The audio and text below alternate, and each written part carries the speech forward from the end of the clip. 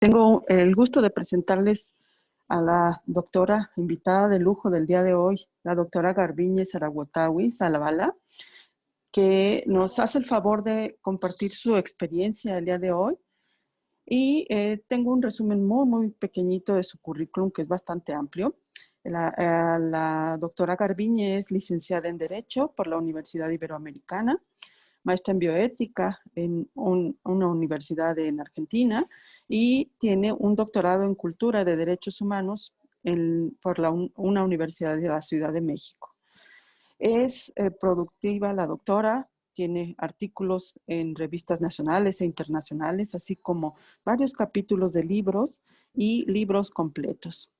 Se desenvuelve como investigadora en ciencias médicas y es jefa del Departamento de Estudios Jurídicos, Éticos y Sociales, además de ser presidenta del Comité de Ética en Investigación del Instituto Nacional de Medicina Genómica. Y pues tengo el gusto de tenerla como invitada en nuestro curso.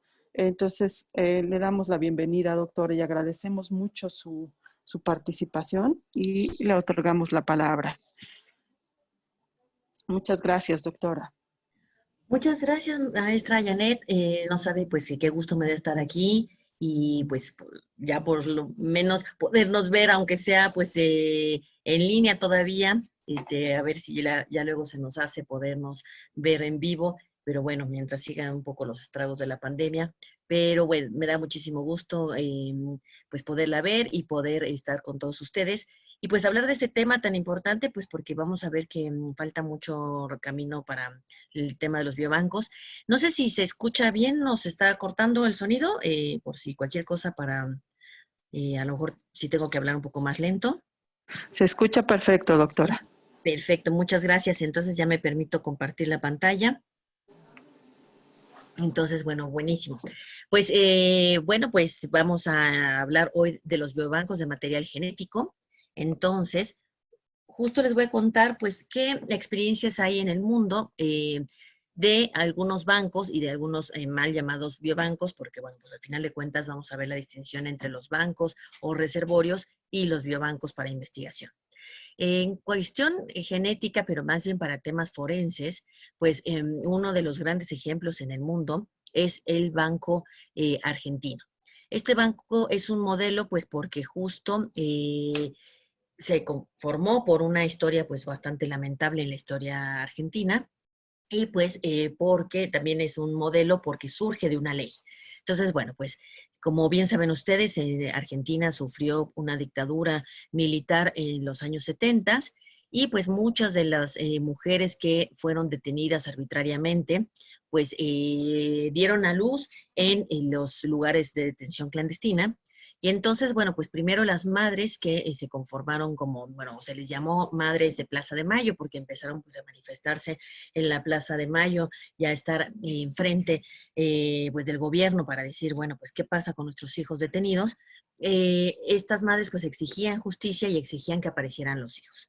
Conforme pasó el tiempo, pues ya lamentablemente pues se tuvieron que ir resignando que no iban a aparecer sus hijos, pero muchas de ellas sabían que sus hijas estaban embarazadas y entonces pues empezaron con toda la búsqueda de los nietos. Entonces por eso ahora se les conoce como las abuelas de Plaza de Mayo. Y bueno, pues por supuesto que a todos los involucrados, pues si no se les ha condenado, pues debió habérseles condenado por delitos de lesa humanidad. No, pues por la desaparición forzada, tortura, tratos crueles, inhumanos, degradantes, etcétera.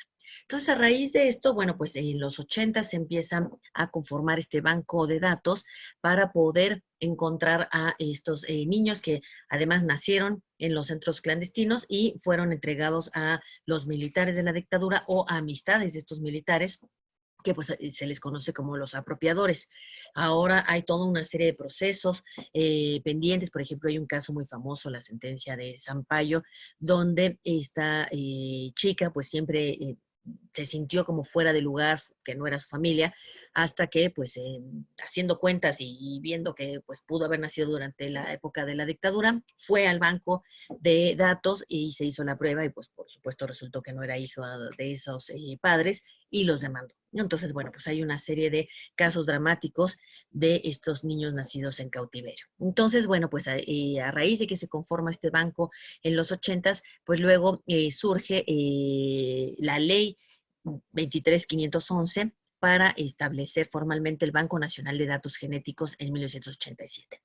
Y entonces pues ya empieza a funcionar el banco y pues a partir de la ley 26548 en 2009, este banco pues ya es alojado dentro del Ministerio de Ciencia, Tecnología e Innovación Productiva. Entonces, bueno, pues aunque sigue fungiendo pues para los temas de reencuentro de las abuelas con sus nietos, pero bueno, pues es paradigmático para este tipo de casos forenses. Otro ejemplo que, bueno, este sí va a estar más apegado al tema de biobancos para investigación, pues es el caso español, porque el 3 de julio del 2007 fue promulgada la Ley de Investigación Biomédica, la 14/2007, en la que se establece pues este resguardo del material biológico para investigación. Y a raíz de esta surge el decreto 1716-2011, este Real Decreto por el que se establecen los requisitos básicos de autorización y funcionamiento de los biobancos. Pero aquí queda muy claro y acotado que es solo con fines de investigación biomédica y del tratamiento de muestras biológicas de origen humano. Y se regula el funcionamiento y organización del Registro Nacional de Biobancos para Investigación Biomédica. O sea, es un título largo el de este Real Decreto, pero bueno, no solamente se conforman los biobancos y se conforman en las comunidades autónomas, por eso pues luego vemos que está el Biobanco Valenciano, el Biobanco Vasco, sino que además hay un Registro Nacional de Biobancos para que pues entre todos ellos haya colaboración, cooperación, etcétera. Y otro modelo muy interesante es el modelo del Reino Unido, que este es como también un caso paradigmático, porque pues al final de cuentas, pues a raíz de este modelo, pues muchos de los demás países han ido pues tomando la estructura. Este banco fue establecido por el Wellcome Trust, el Consejo de Investigación Médica, el Departamento de Salud, el Gobierno de Escocia, la Agencia de Desarrollo de la Región Noreste, la Asociación de Diabetes del Reino Unido y la Fundación Inglesa del Corazón. O sea, para esto se los puse así todas estas instituciones para ver pues lo complicado que es muchas veces conformar un biobanco. Porque pues lo que más se quiere es tener la mayor cantidad de muestras biológicas, pues sí se requiere un esfuerzo conjunto de muchas instituciones y pues por supuesto financiamiento. Está hospedado en la Universidad de Manchester y sostenido por el Instituto Nacional de Servicios de Salud del Reino Unido. Está abierto pues de buena fe, esto lo vamos a seguir platicando a lo largo de hoy, y para la academia y la industria, o sea, ahí justo puede operar para, no solamente para investigación, sino también, por ejemplo, que alguien quiera desarrollar, no sé, por decir, una app, entonces, bueno, pues también podría justo acceder, o pues la industria farmacéutica. Y tiene un modelo de consentimiento informado que se le llama modelo dinámico, del cual vamos a platicar. Un caso, pues, que es paradigmático, pero que no se ha cumplido, es el caso de la sentencia de Campo Algodonero. ¿Por qué es paradigmático? Porque surge a raíz de una sentencia, pero bueno, pues no se ha cumplido porque todavía México no llega a conformarlo. El caso de Campo Algodonero, bueno, pues lamentablemente surge por el hallazgo de diversos cadáveres en un campo algodonero en Ciudad Juárez, Chihuahua. Y entonces, pues desde el inicio del proceso, pues fue terrible porque a las familias de las víctimas les hacen una entrega pues bastante poco ética, podríamos llamarlo, el muy mal manejo de los restos corporales y de los restos óseos de las víctimas encontradas. Tan es así que el mal manejo que pues tuvieron que llamar al grupo forense argentino para que los ayudara a realmente establecer la identidad de los distintos restos, ¿no? Porque casi era, este resto es de su hija, este es de su hija, y ni siquiera estaban bien identificados que realmente fueran, ¿no? Entonces, bueno, empieza una serie de violaciones en el proceso hasta que pues agotan las instancias internas, las familias de estas víctimas, pues demanda frente al Ministerio Público, frente a la Procuraduría, en ese entonces todavía no Fiscalía del Estado de Chihuahua, y así se van a las distintas instancias jurídicas hasta que tres madres de tres de las víctimas, las madres de Claudia Ivette González, de Esmeralda Herrera Monreal y de Laura Berenice Ramos, justo deciden presentar la demanda frente a la Corte Interamericana de Derechos Humanos.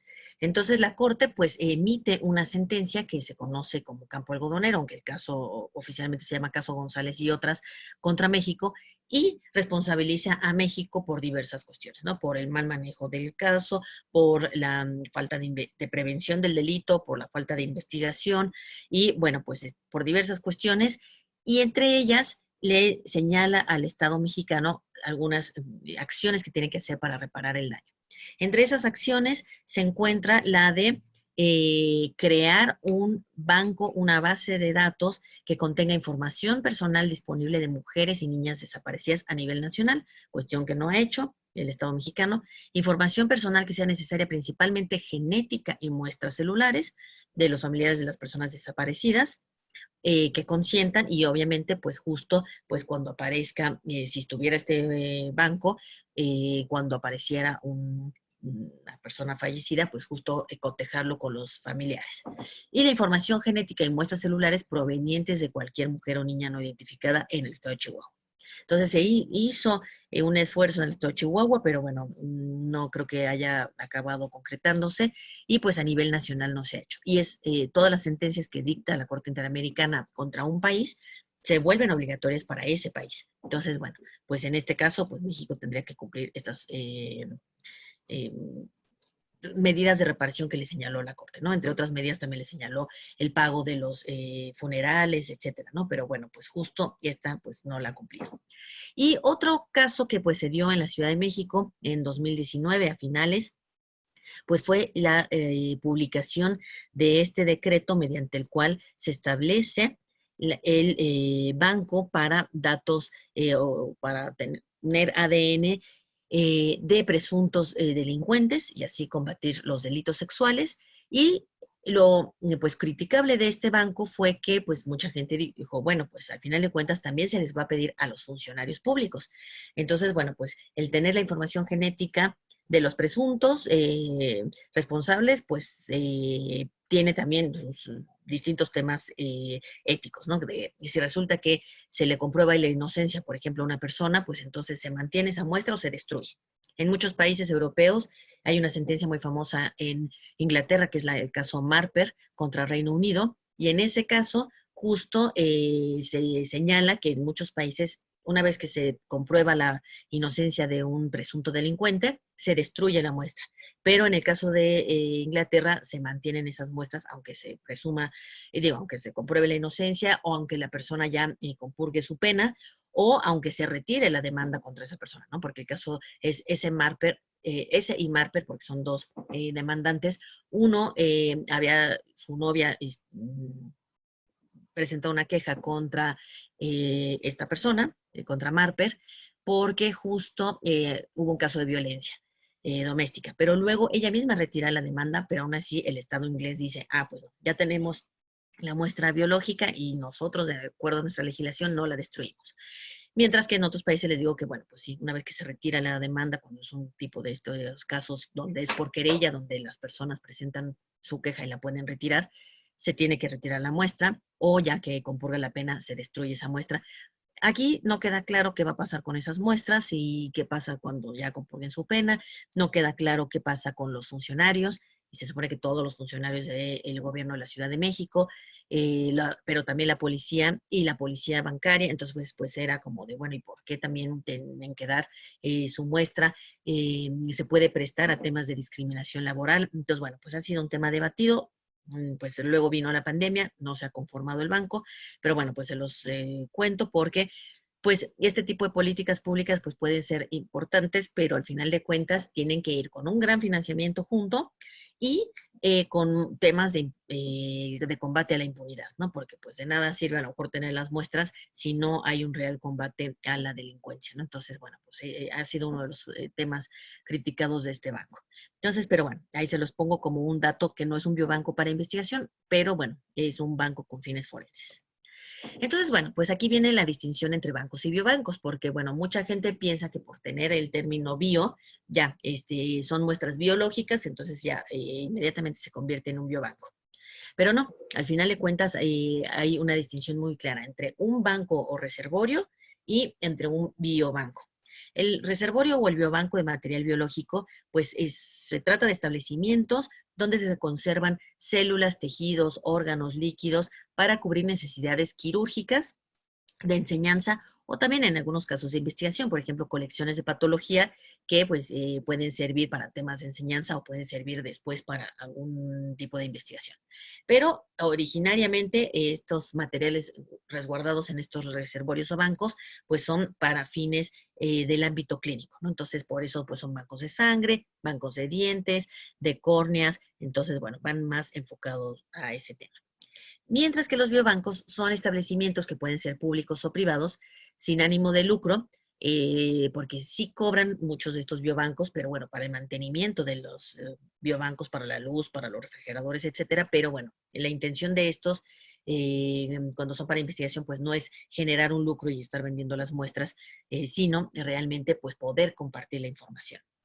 Entonces, en estos establecimientos se guardan colecciones de muestras biológicas que son, algunas pues a lo mejor fueron tomadas para fines diagnósticos, pero bueno, luego se destinan a un biobanco y son sobre todo destinadas a la investigación biomédica.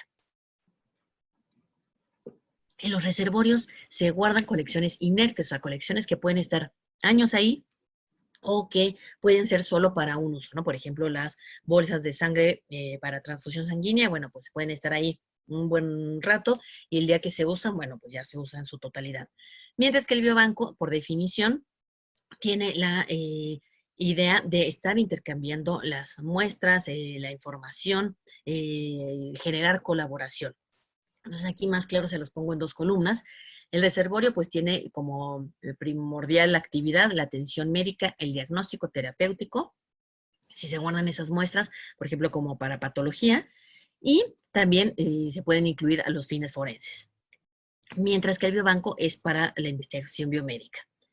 El material biológico en un reservorio está vinculado a datos médicos. No necesariamente guardan cuestiones de estilo de vida, otro tipo de aspectos, sino más bien, pues, cuestiones que van más de acuerdo al expediente clínico, ¿no? Entonces, información, o aunque no sea del expediente clínico, porque a lo mejor un banco de sangre pues no guarda el expediente clínico de la persona que lo donó, pero bueno, pues sí guarda ciertos datos vinculados a temas de salud. O si se trata de un banco forense, pues datos para identificación de presuntos criminales.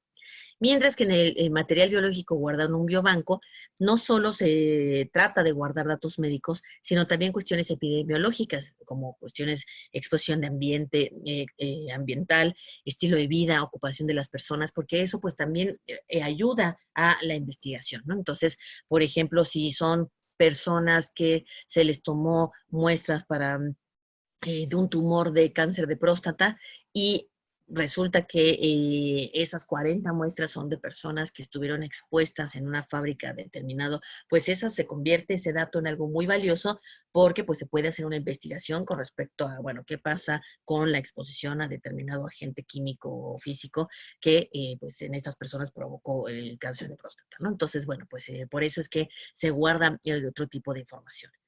En el reservorio, pues puede ser de un uso, de un solo uso, cuando, pues, por ejemplo, las bolsas de sangre, un uso no continuo, porque pues una vez que se usa ya, o de córneas, pues ya una vez que se usa ya no se destina nada más, solo tuvo ese único uso, o continuo a largo plazo. También puede ser que constantemente a lo mejor se estén usando las laminillas guardadas para cuestiones de patología y a lo mejor pues ahí se están usando para enseñanza. Mientras que en un biobanco pues se debe plantear el uso continuo a largo plazo, ¿no? Porque pues, y eso es importante para el tema del consentimiento informado, ¿no? Entonces, pues justo tener planeado que en un biobanco lo que se busca es guardar las muestras por mucho tiempo y pues poder tener esas muestras para distintos tipos de investigaciones. En un reservorio no necesariamente hay estandarización de protocolos. O sea, si se trata de sangre, pues se guardará de algún tipo de forma, pero por ejemplo lo vemos con los bancos de cordón umbilical. Pues estas empresas que ofrecen esos servicios de le guardamos la sangre del cordón de su bebé, bueno, pues estas pues no tienen una estandarización y que todas funcionen igual, pues no. Si fuera un banco público, pues a lo mejor ahí sí, podría ser que sigan, bueno, por ejemplo en México, pues siguen los lineamientos del Centro Nacional de la Transfusión Sanguínea. Entonces ahí sí tendría que haber una estandarización, por supuesto. Pero, por ejemplo, pues estos privados, pues no cuentan con una estandarización. Mientras que en un biobanco lo importante es que sí haya una estandarización en las formas de obtención, de almacenamiento de las muestras, la forma como se codifica, pues para que, por ejemplo, los biobancos de las comunidades autónomas en España, pues justo puedan tener esta estandarización y prestar unas muestras. A lo mejor un biobanco le presta a una universidad y justo otro biobanco pues puede a lo mejor compartir muestras con ese primer biobanco, puede intercambiar muestras, puede también prestarle a la misma universidad que le prestó el primer banco. Entonces, bueno, pues ahí por eso se requiere esta estandarización. En un reservorio no necesariamente hay estructuras de gobernanza, porque, bueno, pues pueden depender del área, pues, por ejemplo, pues en las áreas de banco de sangre, pues ahí justo pues llevan sus controles, protocolos, etcétera, pero bueno, no necesariamente necesitan toda una cuestión de administración hacia el exterior, ¿no? Porque esta gobernanza pues implicaría que pues se organice el banco internamente y además pues se organice con las distintas instituciones de investigación que solicitarían las muestras y la información y pues también se coordine con otros bancos, biobancos con los cuales intercambiar información o muestras. Entonces, pues por eso es tan importante esta estructura de gobernanza. Y tiene comités de ética propios los biobancos, a diferencia de los reservorios. Un reservorio, pues no tiene un comité propio, o sea, los bancos de sangre de un hospital no necesariamente tienen que tener un comité propio. Igual las colecciones de patología, pues no es que tenga el área de patología su propio comité, sino tienen el comité institucional, el comité hospitalario de bioética y el comité de ética en investigación. Mientras que un biobanco lo que se busca es que tenga su propio comité de ética. Entonces, aunque este biobanco esté alojado en un hospital, en un instituto o en una universidad, que tengan ya sus propios comités, lo importante es que este biobanco tenga además su comité ad hoc, ¿no? Entonces, que puede coordinarse con el comité institucional, pero al final de cuentas lo idóneo es que tenga su propio comité que esté evaluando a qué proyectos sí les pueden prestar o no prestar las muestras, ¿no? O sea, ven que esos protocolos de investigación cumplan con los parámetros éticos y entonces dice, nosotros somos un biobanco en Chile, por decir, y alguien de Noruega nos está pidiendo 55 muestras para un protocolo que tiene que ver con cáncer de próstata. Bueno, pues entonces justo se ve que ese protocolo cumpla con los lineamientos y entonces con base en eso sí se le puede prestar las muestras y la información. No siempre hay una sesión, o sea, en un reservorio, sesión del material o de la información, sino pues ahí va a depender del fin. Obviamente si la sangre es transfundida, pues ahí ya tiene ese uso único. Pero, por ejemplo, si se presta una colección de patología pues para temas de enseñanza, bueno, pues al final regresa al área en la que está y no es que se cedió ese uso, ¿no? Y no hay movilidad necesariamente de esas muestras ni de esa información. Mientras que en un biobanco, pues justo lo que casi su razón de ser es la cesión de material y la movilidad de las muestras biológicas, ¿no? Entonces, pues si ese banco en Chile presta a Noruega, bueno, pues evidentemente tendrá que enviar las muestras y la información. Entonces, pues esa es casi su razón de ser de un biobanco. Entonces, bueno, esto tomado del biobanco chileno, pues por eso es que me permití tomar esta imagen, porque pues tiene su colección de información genética y de material humano. Entonces, por un lado, este material biológico humano, pues está en una colección, se almacena, procesa adecuadamente para poderlo almacenar y también para dar destino final, porque si en algún momento se tienen que destruir esas muestras porque se descubre que fueron tomadas de manera inadecuada, bueno, pues justo tener eso previsto. Luego, pues la colección de datos asociados al donante, pues sus datos muchas veces a lo mejor no personales, a lo mejor pues están codificados, pero pues sí tiene que haber pues información, esta que les digo, de estilo de vida, información médica, etcétera. Por otro lado, un sistema de gestión de calidad interno, pues para poder justo pues cerciorarse de que ese material sí está correctamente asociado a los datos recabados un sistema informático que pues cada vez tiene que estar en constante revisión y actualización, pues para evitar ataques externos, hackeos, pues y mantenerse pues siempre al día para proteger esa información y pues por supuesto estar al pendiente de los aspectos éticos a través de los comités y propios del biobanco y los aspectos legales, por supuesto que se cumpla con todos los parámetros del consentimiento. Entonces, bueno, pues a nivel internacional, pues tenemos esta serie de instrumentos internacionales que no son vinculantes, o sea, quiere decir que no es que los estados o los gobiernos los firmaron para que se conviertan en obligatorios, como sería un tratado, pero pues son declaraciones que pues se convierten en referentes para que los países pues puedan tomarlo en consideración, puedan incluirlo dentro de su propia regulación. Entonces, bueno, pues está esta iniciativa en genómica y salud pública de la Organización Mundial de la Salud, que pues tiene todo un apartado sobre temas de almacenamiento y manejo de información y de material genético, material biológico, perdón. La Organización para la Cooperación y el Desarrollo Económicos, la OCDE, pues tiene las guías sobre biobancos de materiales humanos y bases de datos genéticos para investigación del 2009. Entonces, bueno, pues también específicamente, pues está dentro de este tema de cooperación y desarrollo económicos, porque, bueno, los biobancos, pues se intenta que con ellos pues haya cooperación entre las distintas instituciones de investigación, entre las distintas instituciones de diversos países, y bueno, pues con esto haya compartido, ¿no? Porque, pues bueno, siempre, por ejemplo, los instrumentos de la UNESCO, la Declaración Universal sobre Bioética y Derechos Humanos, pues habla de esta responsabilidad internacional, de el compartir la información. Entonces, bueno, pues lo que se busca es poder compartir información, pues para que crezca la investigación. Y la Asociación Médica Mundial, pues que ya sabemos que es muy famosa porque tenemos varios de estos instrumentos que nos han guiado, como la Declaración de Helsinki, que vamos a hablar un poquito de ella más adelante. Bueno, pues tiene una declaración específica sobre las consideraciones éticas de las bases de datos y de salud y biobancos, que también se le conoce como Declaración de Taipei. Esta es mucho más reciente, es del 2016. Ahí abajo les puse los vínculos para que puedan consultarlos.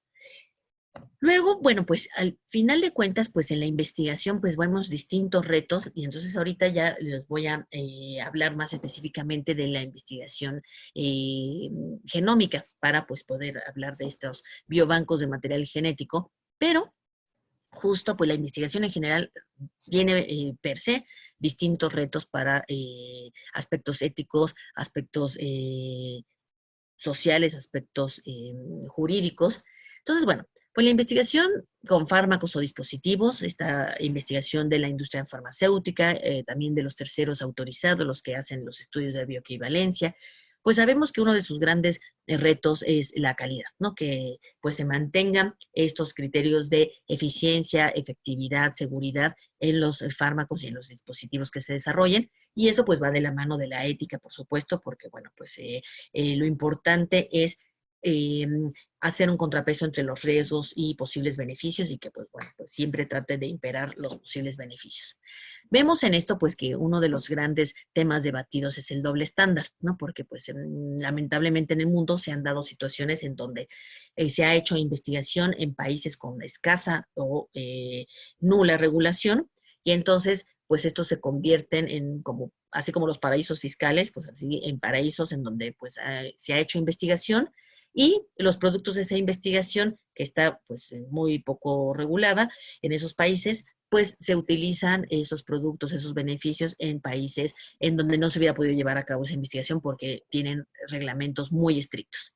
Y entonces ahí sí, en países desarrollados se desarrolla el producto y se ven beneficiados los ciudadanos de esos países, ¿no? Entonces por eso se le llama este doble estándar o dumping ético, en donde pues se permite este doble rasero para medir los aspectos éticos y decir, ah, bueno, pues en estos países al final de cuentas, pues como son como el viejo oeste porque no hay reglas, ahí hacemos lo que queremos, ¿no?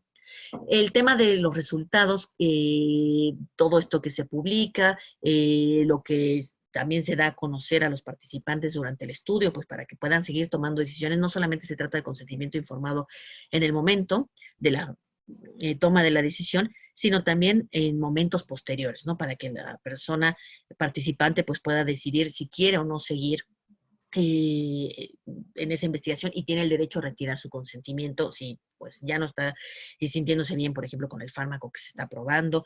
Entonces, bueno, ese es uno de sus grandes derechos. Y los beneficios que realmente pues sí se vean para la población a la que va dirigido ese producto y que pues también para los que participaron, ¿no? Por eso la pautas y OMS hablan de los beneficios para posteriores a la investigación, para los participantes. En cuanto a la investigación unida al tratamiento médico, pues también tiene sus temas para reflexionar en cuestión ética y jurídica, ¿no? Pues lo primero son los derechos de los pacientes, porque mucha de esta investigación de las que les hablaba con fármacos o dispositivos, pues a veces se prueba en individuos sanos, pero a veces se invita a los pacientes a los protocolos y entonces, bueno, o más bien la gran mayoría de las veces se invita a los pacientes y pues muchos de ellos son invitados por sus propios médicos tratantes. Entonces, pues ahí tener mucho cuidado con que esta dualidad entre que el médico tratante es un médico, pero luego también puede ser investigador o está asociado con otros investigadores, pues que el paciente no se vea coartado y diga, ay, bueno, pues a lo mejor acepto, pues para que no deje de tener yo tratamiento o para que no tenga yo alguna repercusión en mi forma como me tratan aquí en el hospital. Entonces, pues muchas veces aceptan, pues hasta como por una, pues no coacción, pero que se sienten como casi obligados, ¿no? Entonces, bueno, pues hay que estar muy ciertos de que el paciente pues está totalmente libre cuando acepta este tipo de invitación para participar en un protocolo de investigación.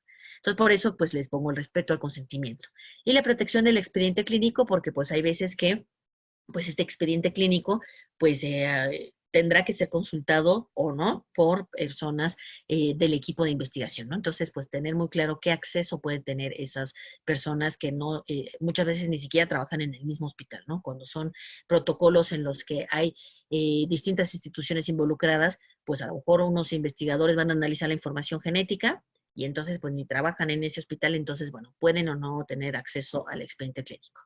La investigación y cualitativa pues también tiene sus retos en cuestiones de confidencialidad, por ejemplo, en temas de si se quiere hacer una encuesta o un estudio en una escuela, por ejemplo, con adolescentes. Entonces, ¿quién puede dar la autorización? ¿Quién tiene acceso a esa información? El director de la escuela, a lo mejor es una encuesta de prácticas sexuales en la adolescencia, entonces, ¿como por qué? O los padres. Entonces, pues siempre ese tipo de temas de confidencialidad es sumamente importante tenerlos en cuenta, porque mucha gente dice, ay, bueno, al fin son cuestionarios, son investigación cuantitativa de encuestas, pues bueno, pues ahí se puede tener información que pues pueda poner en riesgo la confidencialidad. Y por otro, bueno, y la privacidad de las personas. Y por otro tema, o por otro de los retos de investigación, pues son esta investigación hecha con muestras biológicas. Entonces, ahí uno de los retos pues es la titularidad, porque de quién es la muestra y la información. Por ejemplo, esta discusión pues ya se dio hace muchos años con el expediente clínico, ¿no? De quién es el expediente clínico. Del médico, del equipo médico, porque me acuerdo que había discusiones que hasta decían, pues tiene que ver con temas de, por ejemplo, de protección de propiedad intelectual, porque pues el equipo de salud vierte ahí sus propios conocimientos, o tiene que ver con que solo sea del paciente o es solo de la institución. Entonces, bueno, pues al final sabemos que el expediente es de la institución, porque es quien resguarda esa información y no lo puede estar dando en 5 años no puede darlo. Puede dar copia, ¿no? Entonces, cuando un paciente pide esa información, pues no es que le da el expediente original porque tiene la obligación de resguardarlo en la institución. Entonces, el paciente es titular de su información, pero bueno, pues no es que se pueda llevar y diga, bueno, ahora yo retiro mi expediente y que la institución se quede sin nada, ¿no? Entonces, esa misma discusión, en cierto sentido, se ha establecido con las muestras biológicas y la información.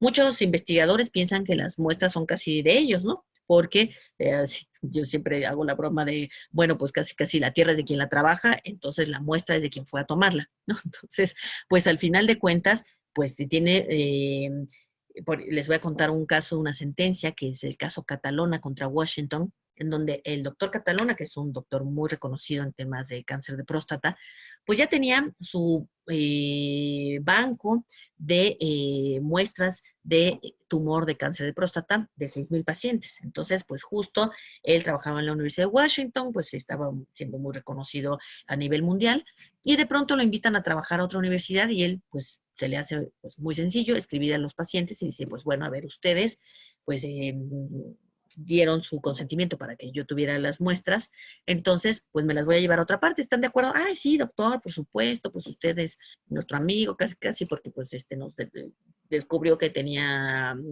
cáncer gracias a su diagnóstico, entonces sí, claro, lléveselas.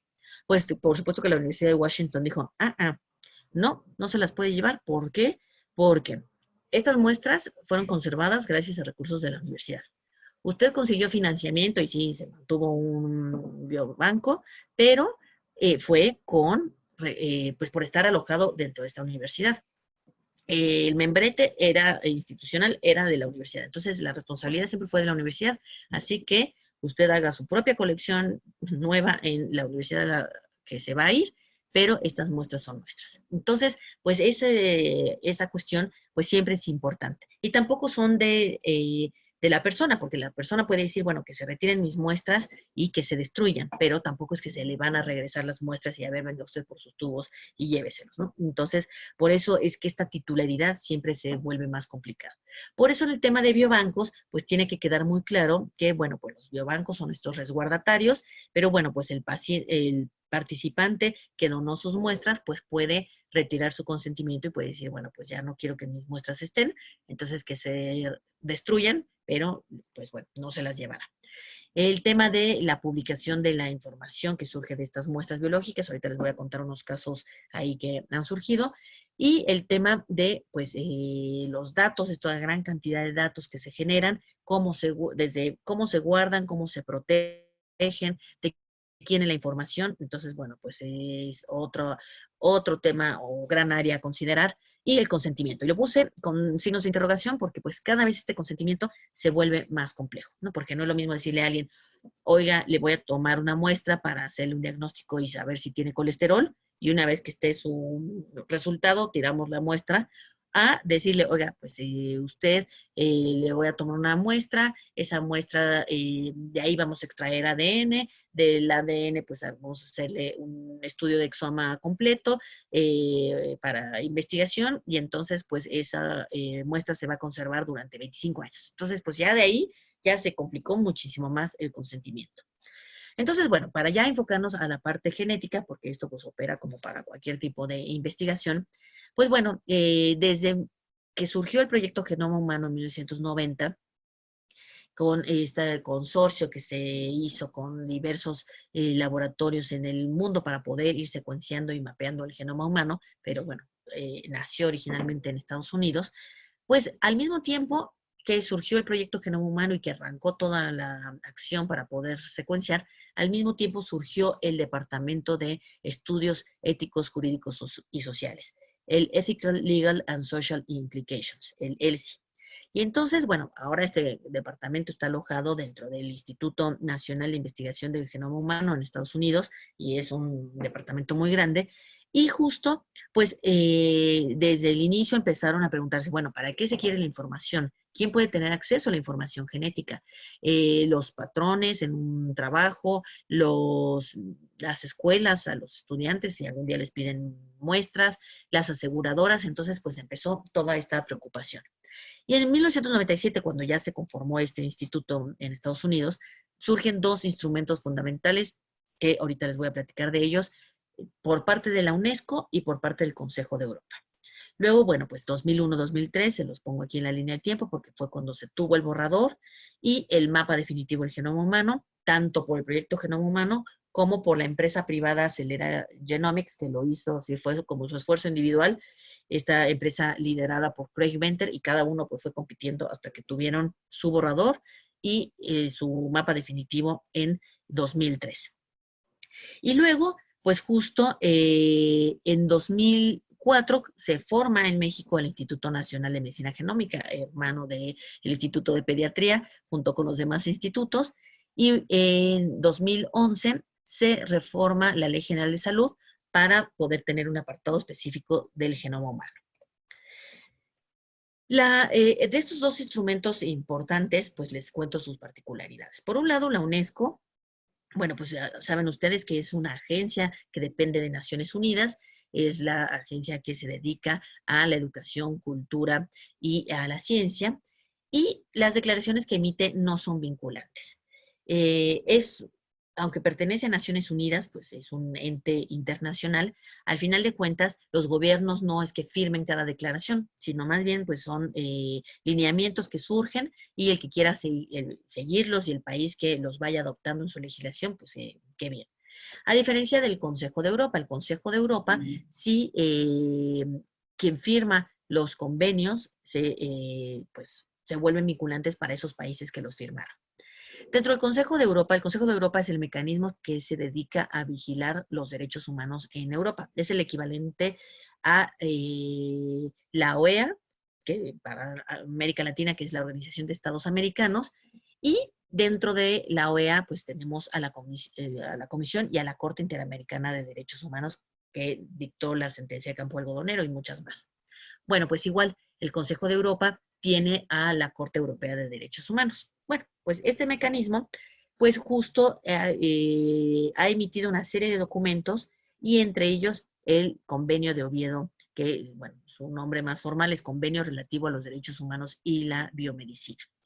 Este convenio fue firmado en la ciudad de Oviedo en abril de 1997 y en noviembre la UNESCO proclama la Declaración Universal sobre el Genoma y los Derechos Humanos. Entonces, bueno, después de estos dos grandes instrumentos, han surgido otros instrumentos que van complementando pues lo que ya se estableció previamente. Por ejemplo, en la UNESCO promulgó o proclamó más bien en 2003 la Declaración Internacional sobre los Datos Genéticos Humanos. Ahí sí no sé por qué es internacional y no universal, pero justo quedó proclamada.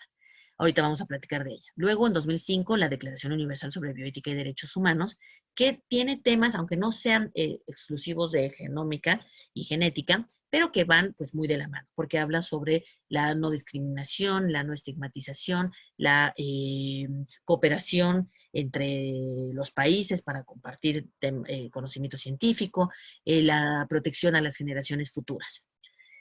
Y en 2015, pues, emitió el Comité de Bioética de la propia UNESCO, pues, este reporte sobre una reflexión del genoma humano y los derechos humanos como para actualizar cuestiones que se han venido discutiendo desde la Declaración del 97.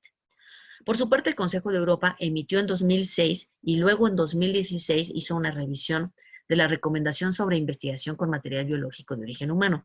Esto es muy importante porque pues da lineamientos de cómo conformar los biobancos, de cómo hacer la investigación y ciertas guías para poder llevar a cabo la investigación con las muestras biológicas, porque ya desde el 2006 pues se veía esta importancia de ir conformando los biobancos.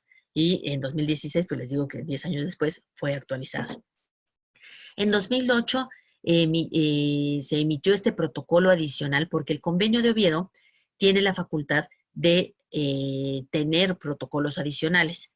Esto pues es bastante importante porque va actualizando o va haciendo más explícitos ciertos puntos del protocolo, ¿no? Porque del convenio, perdón. El convenio pues es un convenio de 20 y tantos artículos y tiene pues un apartado sobre consentimiento, un apartado sobre el genoma humano, que solo son 4 artículos, un apartado sobre trasplante de órganos y disposición de los tejidos, y entonces con estos protocolos adicionales pues se va ampliando y puntualizando ciertos temas. Entonces tiene un protocolo que surgió en 2008, o sea, 11 años después del propio convenio de Oviedo. Y es el protocolo adicional sobre pruebas genéticas para propósitos de atención a la salud, solo para atención a la salud y no para el ámbito de investigación. Luego también hay una declaratoria en 2015, pero ahí no sobre todo el genoma humano, sino sobre la edición del genoma humano. Entonces esto pues nada más es como un referente importante pues por todo el tema de CRISPR. Y otra peculiaridad, porque les puse ahí entre paréntesis México, porque uno pensaría, pues solamente lo pueden firmar países que pertenezcan al Consejo de Europa. Pues no, desde su apertura de firma, se dijo, bueno, el convenio puede ser firmado por cualquier país, aunque no pertenezca al Consejo de Europa. Entonces México lo firmó, lo cual uno diría, oye, qué bien, nos es aplicable. Pues no, porque para que sea aplicable un tratado internacional en nuestro país, lo tiene que firmar el Ejecutivo, pero lo tiene que ratificar el Senado de la República. Y esa parte de la ratificación nos falta, entonces pues todavía no es derecho vigente en nuestro país. Bueno, y desde que surgieron estos documentos, pues se dijo, las muestras y la información se van a usar para atención a la salud, para investigación, para el ámbito forense. No se dijo, por ejemplo, en la Declaración Internacional del 2003 que para el ámbito comercial, pero bueno, pues ya casi inmediatamente de que empezó a ver resultados de investigación, pues empezamos a ver resultados de empresas que empezaron a ofrecer diagnóstico genético o ahora pues las famosas pruebas de ancestría y las pruebas directas al consumidor, que pues ya son pruebas que la gente casi puede comprar en una farmacia. Entonces, bueno, la Declaración Internacional sobre los Datos Genéticos Humanos, como les decía, puntualizó ciertos temas que ya también, pues, por supuesto, estaban en la Declaración de 1997 de la UNESCO.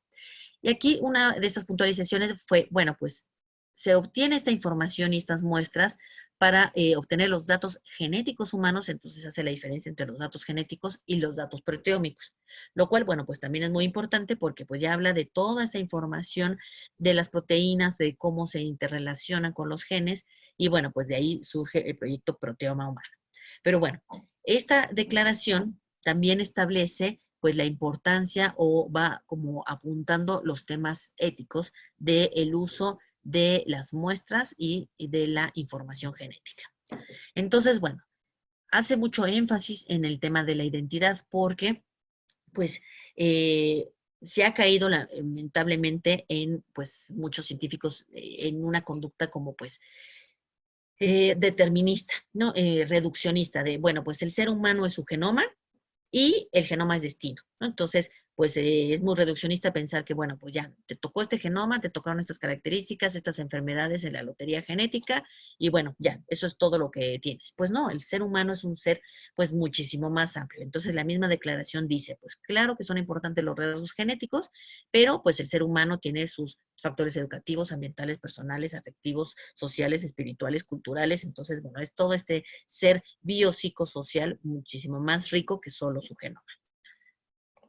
Y tampoco puede ser ya no solo este reduccionismo, sino este determinismo de ya, pues te toca esta predisposición y seguramente te va a dar esta enfermedad. Pues no, realmente el proyecto Genoma Humano nos vino a dar cuenta de que pues no son fórmulas algorítmicas, ¿no? De que, bueno, pues te dio una relación bionívoca, ¿no? De tienes esta gen, tienes esta enfermedad. No, pues al final de cuentas son, una enfermedad puede estar ocasionada por diversos genes y además están todos los factores ambientales. Entonces, bueno, pues ahí se complejiza muchísimo más.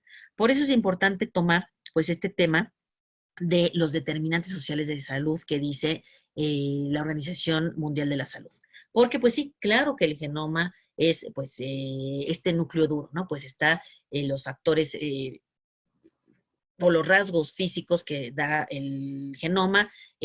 Además, pues va pasando el tiempo y pues se va dando con base en esta información, pues la edad, por supuesto que el genoma pues trae las instrucciones para que pues se dé el sexo genético, pero bueno, pues además están las otras clasificaciones de sexo, el hormonal, el genital, etcétera, ¿no?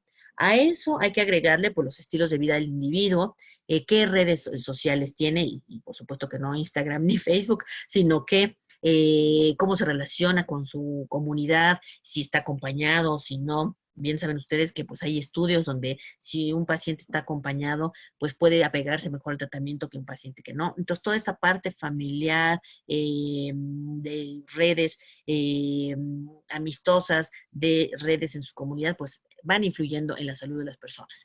El estrés, las condiciones de vida, por ejemplo, pues no es lo mismo vivir en una casa con piso de cemento que con piso de tierra, la higiene, la sanidad, las condiciones laborales, lo que tiene cerca, si por ejemplo está expuesto a pesticidas, todo eso va a influir a que aparezcan o no determinadas enfermedades. Por eso es que vemos que la gran mayoría de las enfermedades son multifactoriales. Entonces, pues todas estas condiciones socioeconómicas, culturales y medioambientales son los determinantes sociales de la salud que hay que contemplar para salir de ese esquema del determinismo y reduccionismo.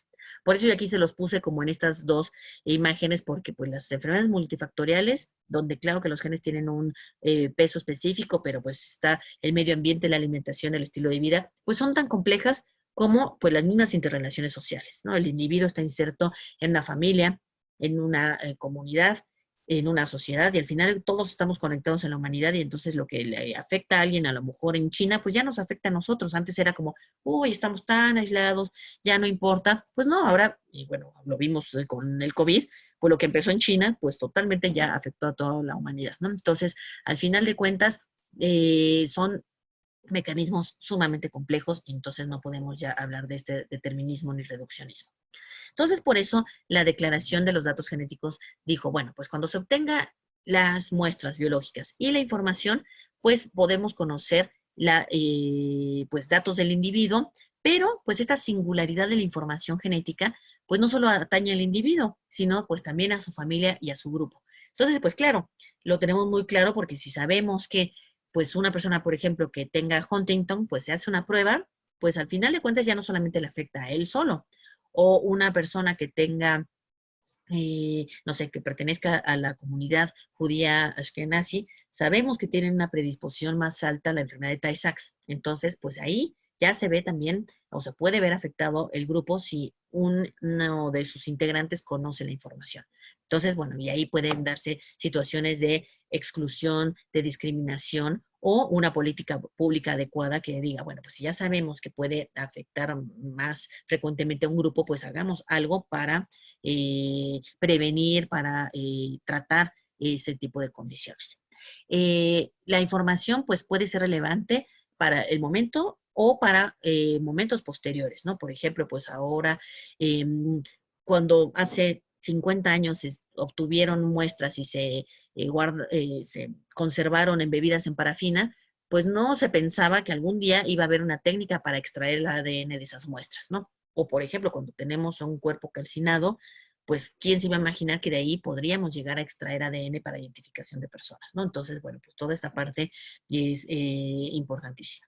Y pues también es importante para el punto de vista cultural de las personas, que ahorita les voy a contar un caso que tiene que ver con estas reflexiones. Entonces, bueno, por supuesto que siempre en el tema de la información genética, pues hay que contemplar las cuestiones de discriminación. ¿Por qué? Porque, bueno, pues lamentablemente tenemos una historia, pues, de eugenesia en el siglo XX, de hasta dónde llegaron los pensamientos eugenésicos, que no se quedó solamente en una corriente de pensamiento, sino hubo un régimen, el régimen nazi, que lo llevó a cabo experimentación, exterminio de personas por estas ideas eugenésicas, ¿no? Entonces, pues por eso siempre hay que tomar en consideración que el conocer la información genética pues puede establecer pues mecanismos de discriminación. De hecho, por ejemplo, en Estados Unidos existe la ley GINA, la Genetic Information Non-Discrimination Act, por eso se llama GINA, porque pues es para evitar que las aseguradoras, los empleadores conozcan la información genética y de ahí establezcan políticas discriminatorias, ¿no? Para quitarle la póliza de seguro a alguien, para subírsela, para eh, despedir a alguna persona que tenga una predisposición genética. Esto también, pues hay que contemplar el tema del consentimiento, y como estamos pues hablando más de las muestras para el ámbito de investigación, pues bueno, en el tema del consentimiento pues tenemos pues instrumentos muy importantes en el ámbito de investigación. Por supuesto que esto pues es extrapolable al ámbito de la atención a la salud, pero bueno, pues ya el Código de Ética Médica de Nuremberg, que surgió directamente después de los juicios de Nuremberg, acabando la Segunda Guerra Mundial, pues bueno, establece como primer numeral la condición de que existe consentimiento informado para que se pueda llevar a cabo investigación. La Declaración de Helsinki de la Asociación Médica Mundial del 64, cuya última revisión es del 2013, pues por supuesto hace énfasis en el tema del consentimiento. Las pautas IOMS, pues también, por supuesto, que retoman gran parte de lo que dice Helsinki, y pues igual hacen este énfasis en que existe consentimiento informado. El famoso informe Belmont, de donde surgen los primeros 3 principios que luego se van a convertir en los 4 principios de la bioética: el respeto a las personas, la beneficencia y la justicia, que luego se van a transformar en respeto a las personas, en autonomía. La beneficencia se va a escindir y va a ser beneficencia y no maleficencia, y la justicia. Estos se convierten en 4 principios cuando Tom Bosham y James Childress escriben el libro de Principios de Ética Biomédica. Tom Bosham había participado en la comisión que hizo el informe Belmont, y entonces, pues esta comisión tenía como objetivo pensar en principios que sirvieran para la investigación científica. Luego estos 4 principios los hemos usado, pues por supuesto, en el ámbito clínico, en los comités de ética de investigación y los comités de bioética hospitalaria, pues los hemos usado, pero originalmente nacieron para el ámbito de investigación.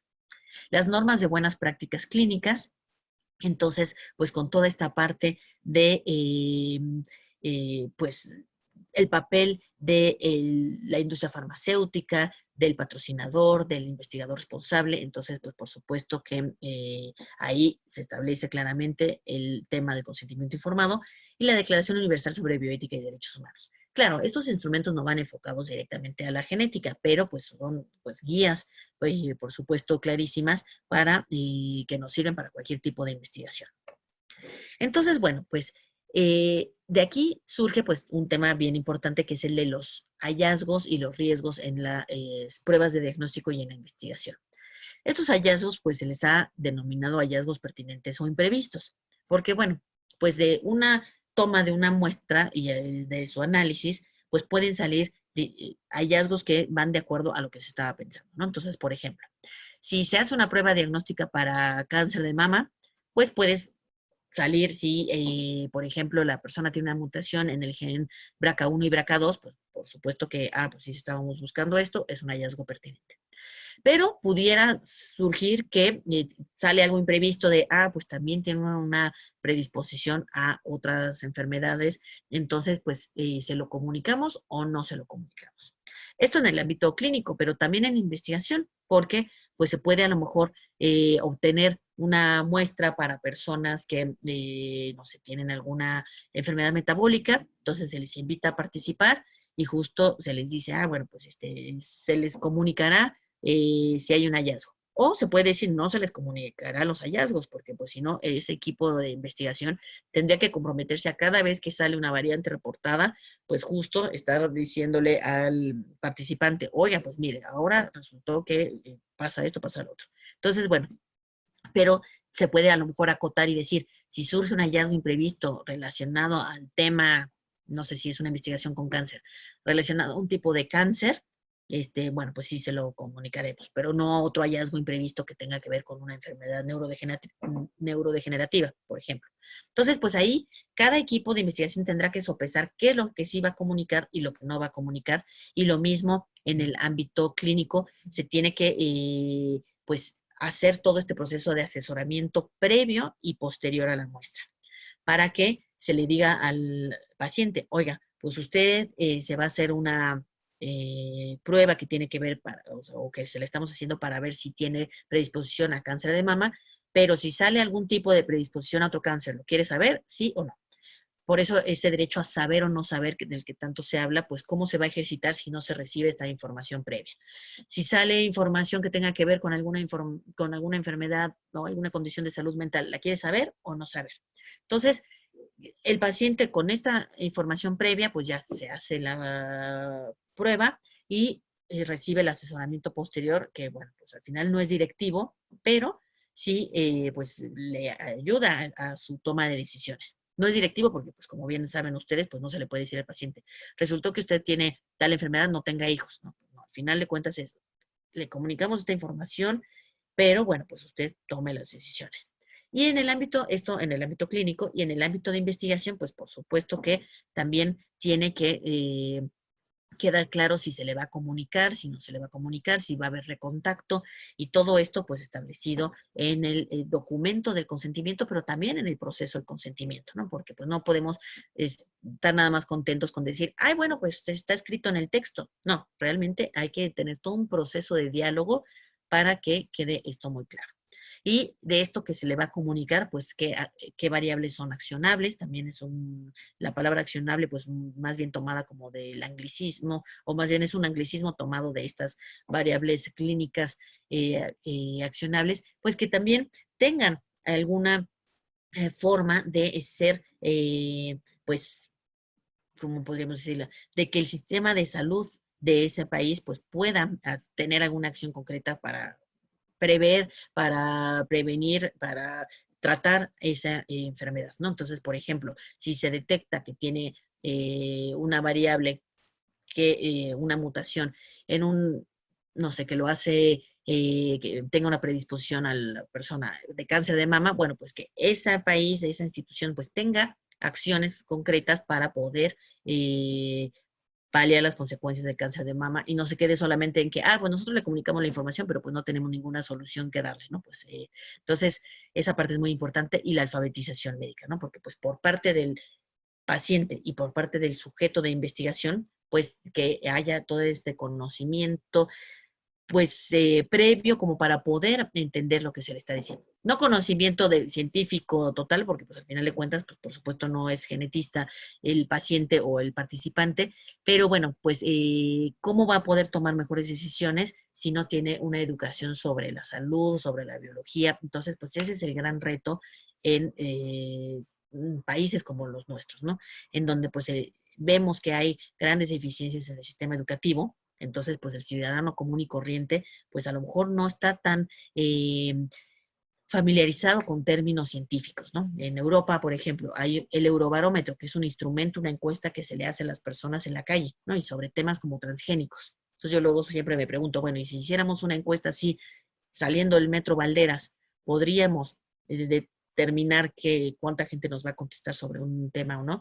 Entonces, pues eso pues tiene que ver con las raíces profundas de los sistemas educativos, ¿no? Pero bueno, pues lo pongo como un tema a considerar. Entonces, bueno, pues con el tema de consentimiento, pues estos ámbitos que les había yo contado, atención a la salud, investigación, cuestión forense y comercial, en los 15 minutos que nos quedan, pues les voy a platicar casos. La atención a la salud, pues puede ser un problema que el destino no esté bien especificado, que el paciente no sea consultado.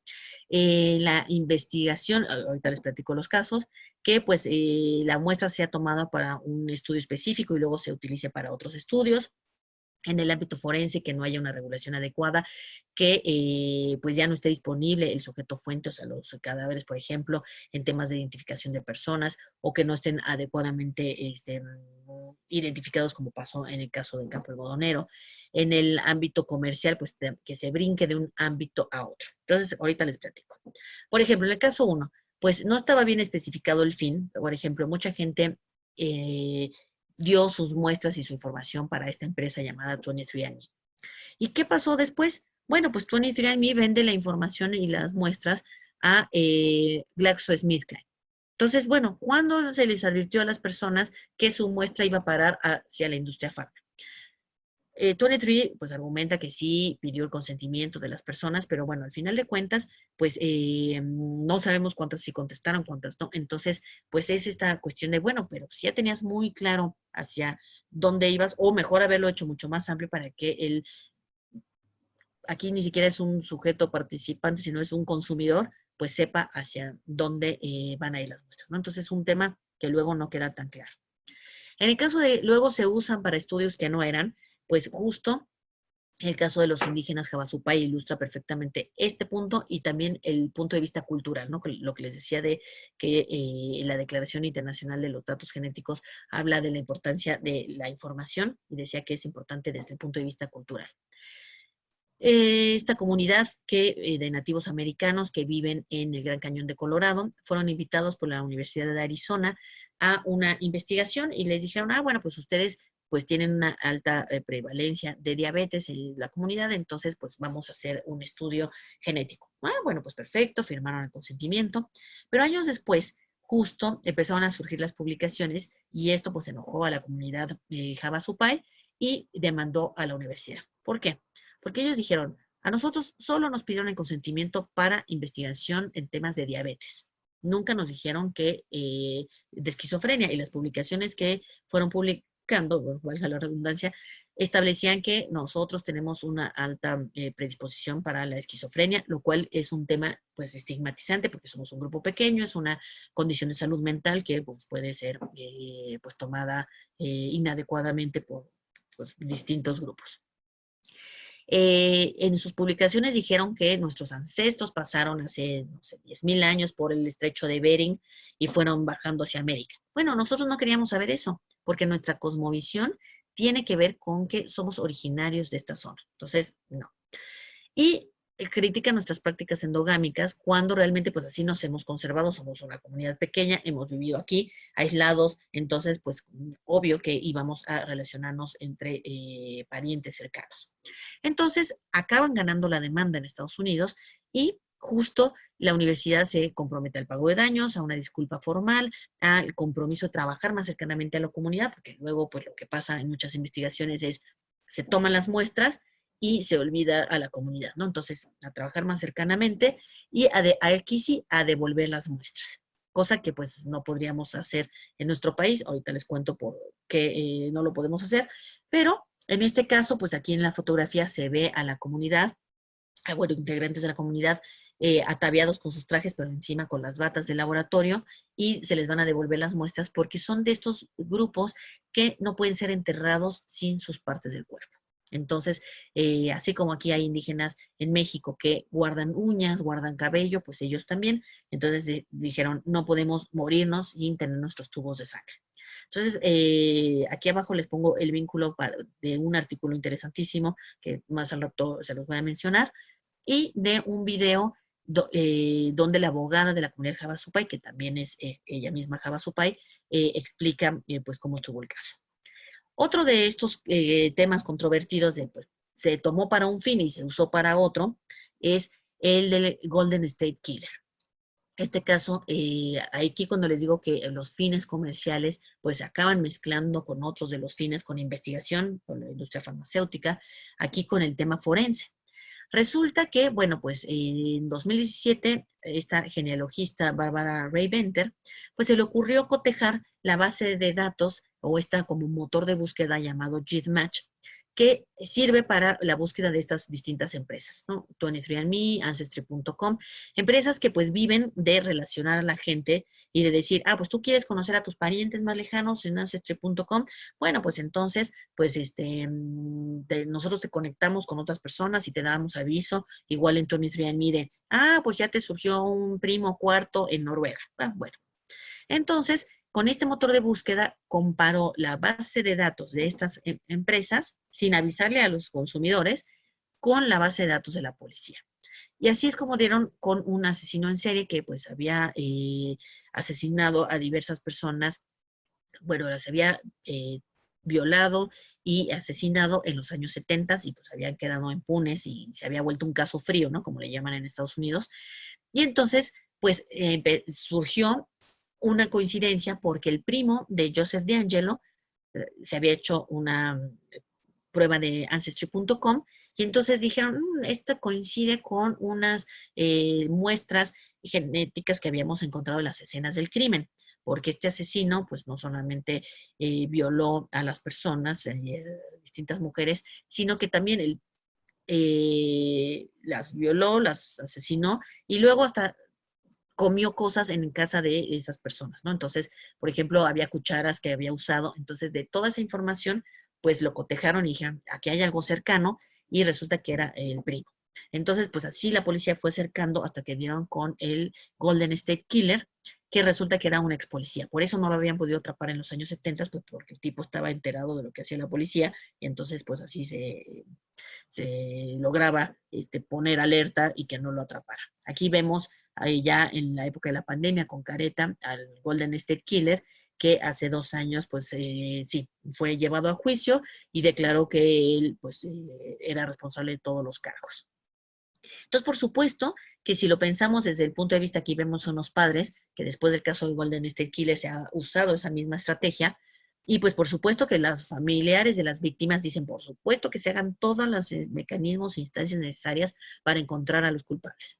Pero, pues si lo llevamos al punto de vista de, bueno, y el consentimiento informado, esas personas que dan su muestra para Ancestry.com y para los demás, nunca dieron su consentimiento de que pudieran ser cotejadas sus muestras con la policía, ¿no? Entonces ahí, pues, es un tema pues bastante interesante el pensar cómo se da este consentimiento. Y ya para irnos perfilando al final de esta plática, pues les cuento que, pues cómo está el panorama de nuestra regulación.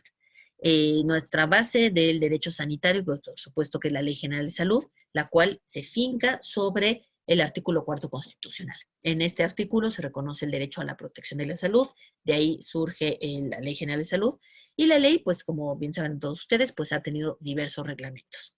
Entonces la ley fue modificada en 2011 para integrarle un capítulo específico sobre el genoma humano, y los demás reglamentos, pues no es que hablen específicamente del genoma humano, pero pues tiene que ver con estos temas de información genética y de bancos. Está el reglamento de 1985 en materia de control sanitario y la distribución de órganos, tejidos y cadáveres de seres humanos, que en 2014 fue escindido. Entonces se hizo el reglamento de trasplantes en 2014, se tomó todo lo que estaba en este otro reglamento del 85 en cuanto a trasplantes, y así se dejó claro de que, ahorita lo vamos a ver, solamente se va a ver temas de trasplantes.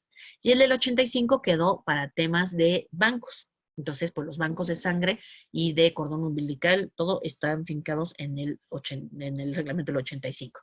Igual el uso, bueno, no, uso, resguardo de diversos materiales y de los cadáveres. En el 86 surgió este reglamento en materia de prestación de servicios de atención médica, que bueno, pues todavía no tiene temas específicos con cuestiones de pruebas genéticas, pero sí, pues puede aquí encontrarse fundamentos de cómo deben estar organizados los laboratorios. Entonces, bueno, pues los bancos de sangre, por ejemplo, entonces, bueno, pues aquí habría que tomar o revisar este reglamento para cuestiones de biobancos, si es que algún día los tenemos. Y el reglamento en materia de investigación para la salud, que bueno, pues regula el tema, por supuesto, del consentimiento, y pues no regula explícitamente el tema de biobancos para investigación, porque pues ha tenido muy poquitas revisiones, la última fue en el 2014, pero para temas de COFEPRIS no se incluyó algo específico sobre biobancos. Entonces podríamos decir que en México no hay regulación sobre biobancos. Aunque haya gente que diga, sí, es que tenemos un biobanco, pues no, tendría que cumplir con las características que ya les señalé antes. Lo más parecido, por ejemplo, de lo que poco panorama que yo sé, porque pues bueno, puede haber cuestiones más amplias en otras partes de la República, pero por ejemplo, el banco de tumores de cancerología funciona un poco en estos términos, más parecido a un biobanco.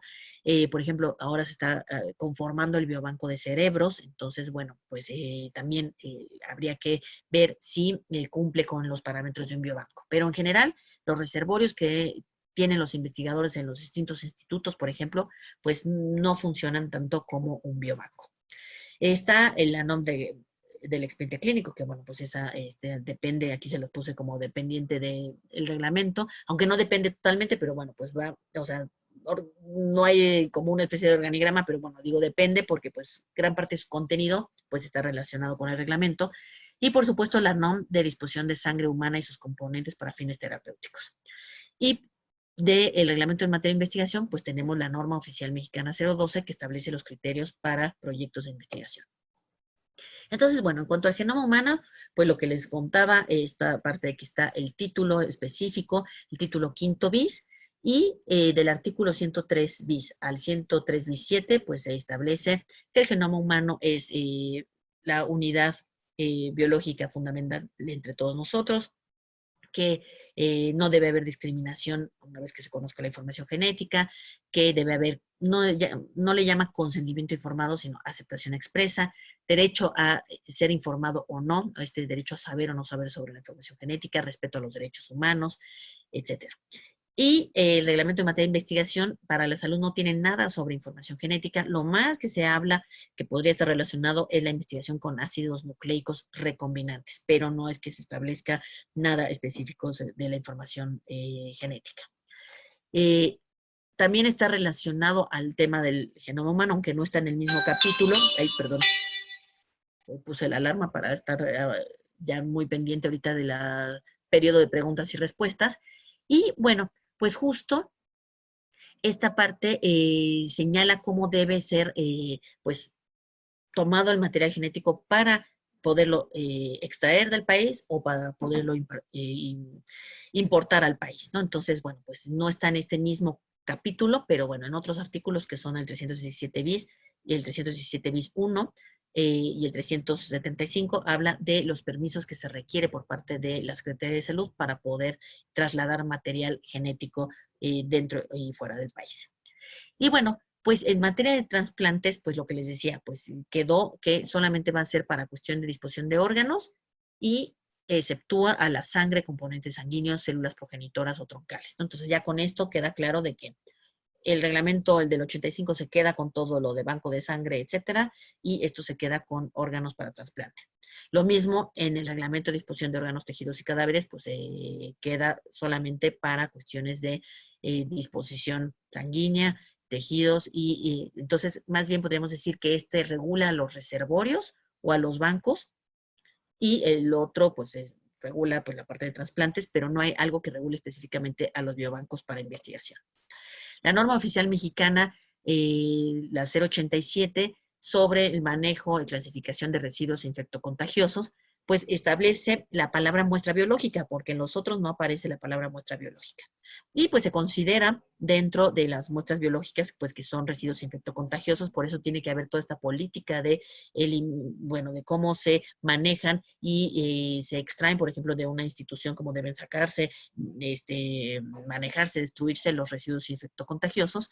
Y por eso les decía que no se podría, si fuera el caso de los Havasupai, pues no se podría devolver la muestra biológica, ¿no? Entonces, si algo así se presentara, pues tendríamos que pensar en excepciones a estas normativas.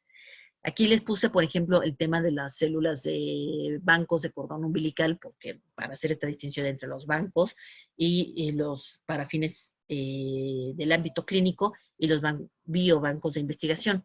Este cuadro solo se los puse para hacerles resaltar que pues, el tema aquí está regulado por Profeco.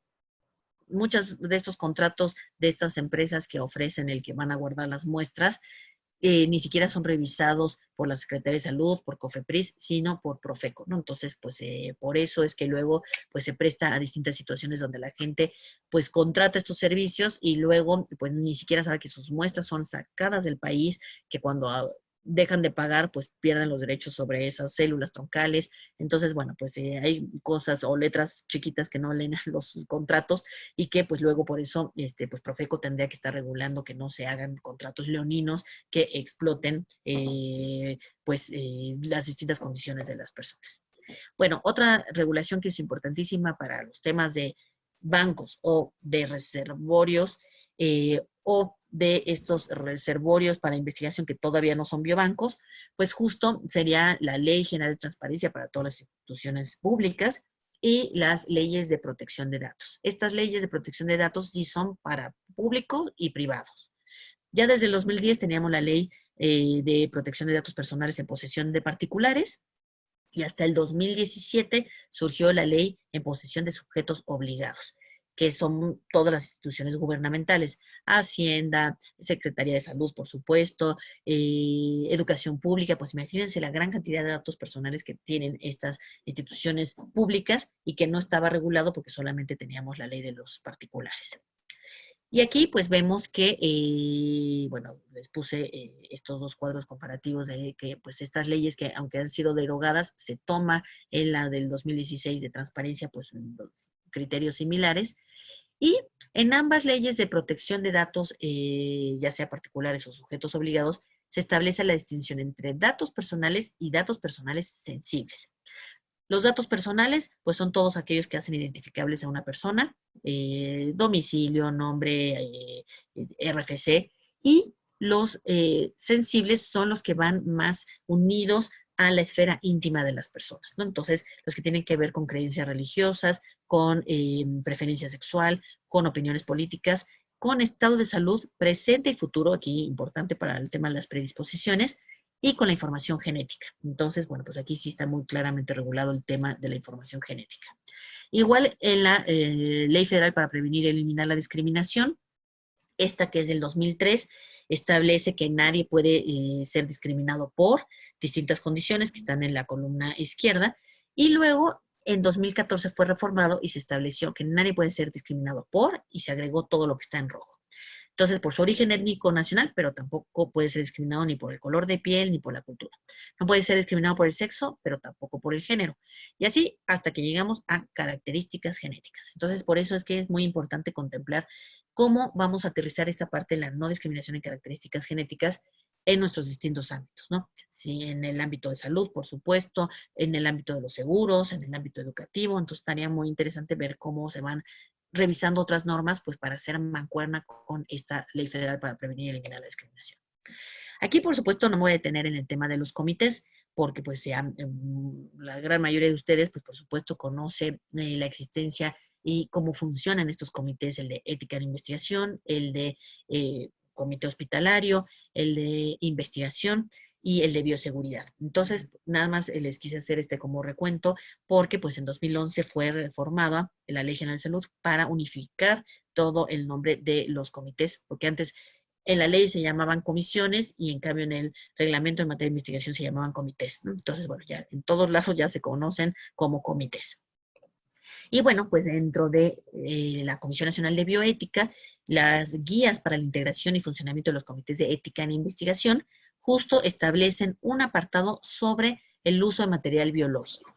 Entonces aquí les puse lo que apareció en 2016, en la quinta edición, porque es la primera vez que aparece este apartado de las muestras biológicas, y en la edición del 2018, la que está ahorita vigente y que pueden encontrar en la página de la Comisión Nacional de Bioética, sigue manejando el tema de las muestras biológicas, con pequeñas diferencias con respecto a la edición anterior, pero pues se sigue manejando el tema, entonces por eso aquí se los puse. Por supuesto que la presentación se la voy a dejar a la maestra Janet para que ustedes la puedan tener. Y bueno, pues ya, ahora sí, para encaminarnos al final de la plática, pues la importancia del documento del consentimiento informado como documento, pero pues como un proceso bioético.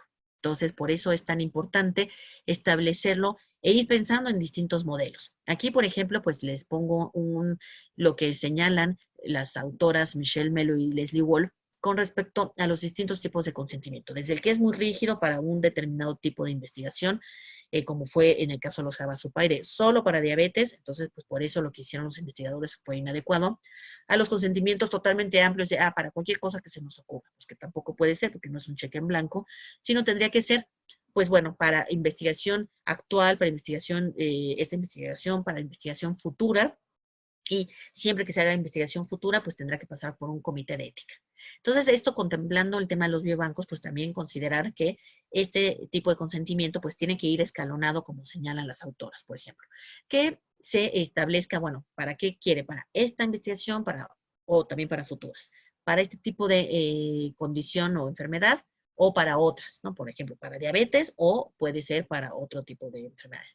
Para establecer distintas temporalidades. Esto pues tendría que quedar claro para que los participantes pues lo sepan.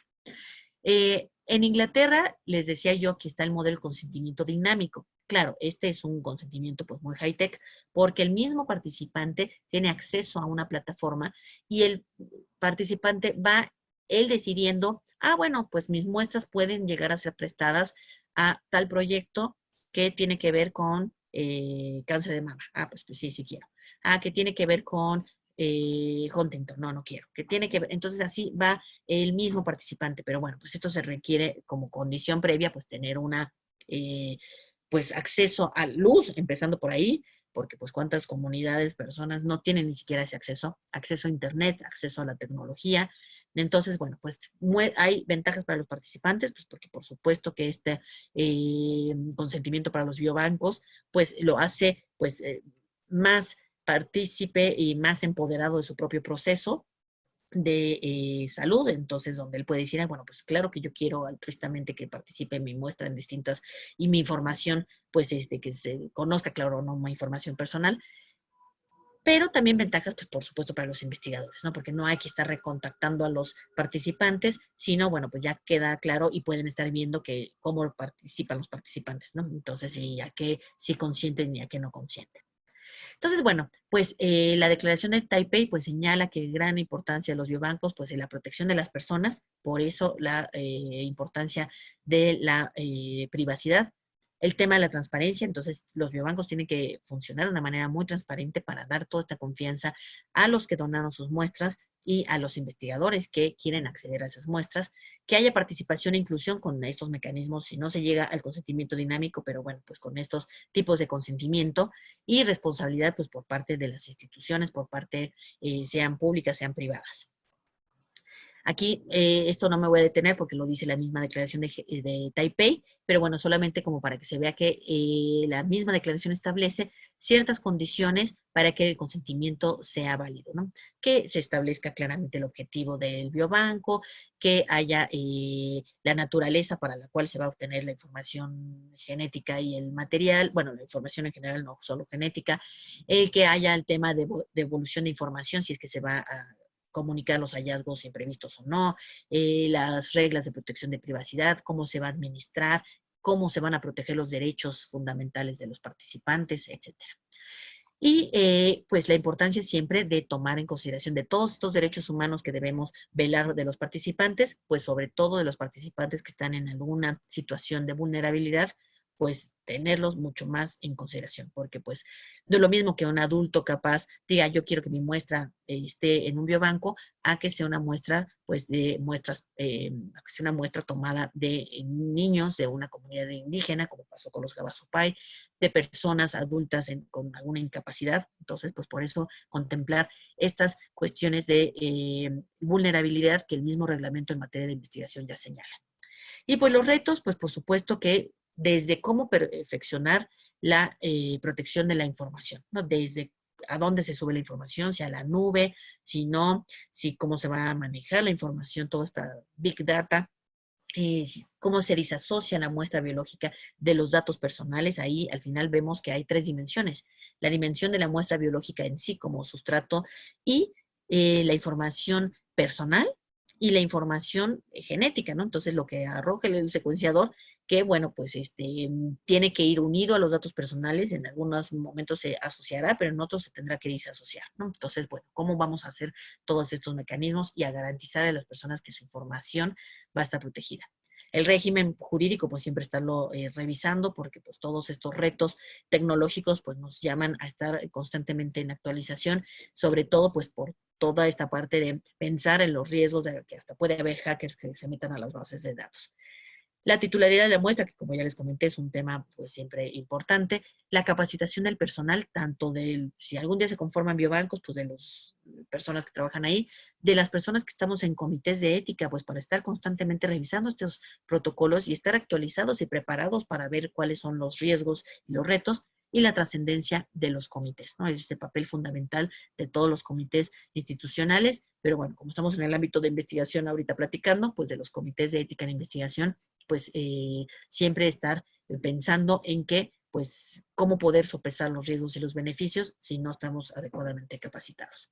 Entonces, bueno, pues con esto me quedo al pendiente de las preguntas y quedo, pues, por supuesto, a sus órdenes ahí en el INMEGEN. Muchísimas gracias, doctora, por su excelente participación. Y pues abrimos el tema para preguntas. Hay bastante gente que pertenece a comités o tengan dudas. Yo estoy pendiente en el chat, aquellos que no Perfecto. tienen el micrófono, o atenta a lo que puedan ustedes requerir que nos aclare la doctora, que fue una excelente plática. Muchas gracias.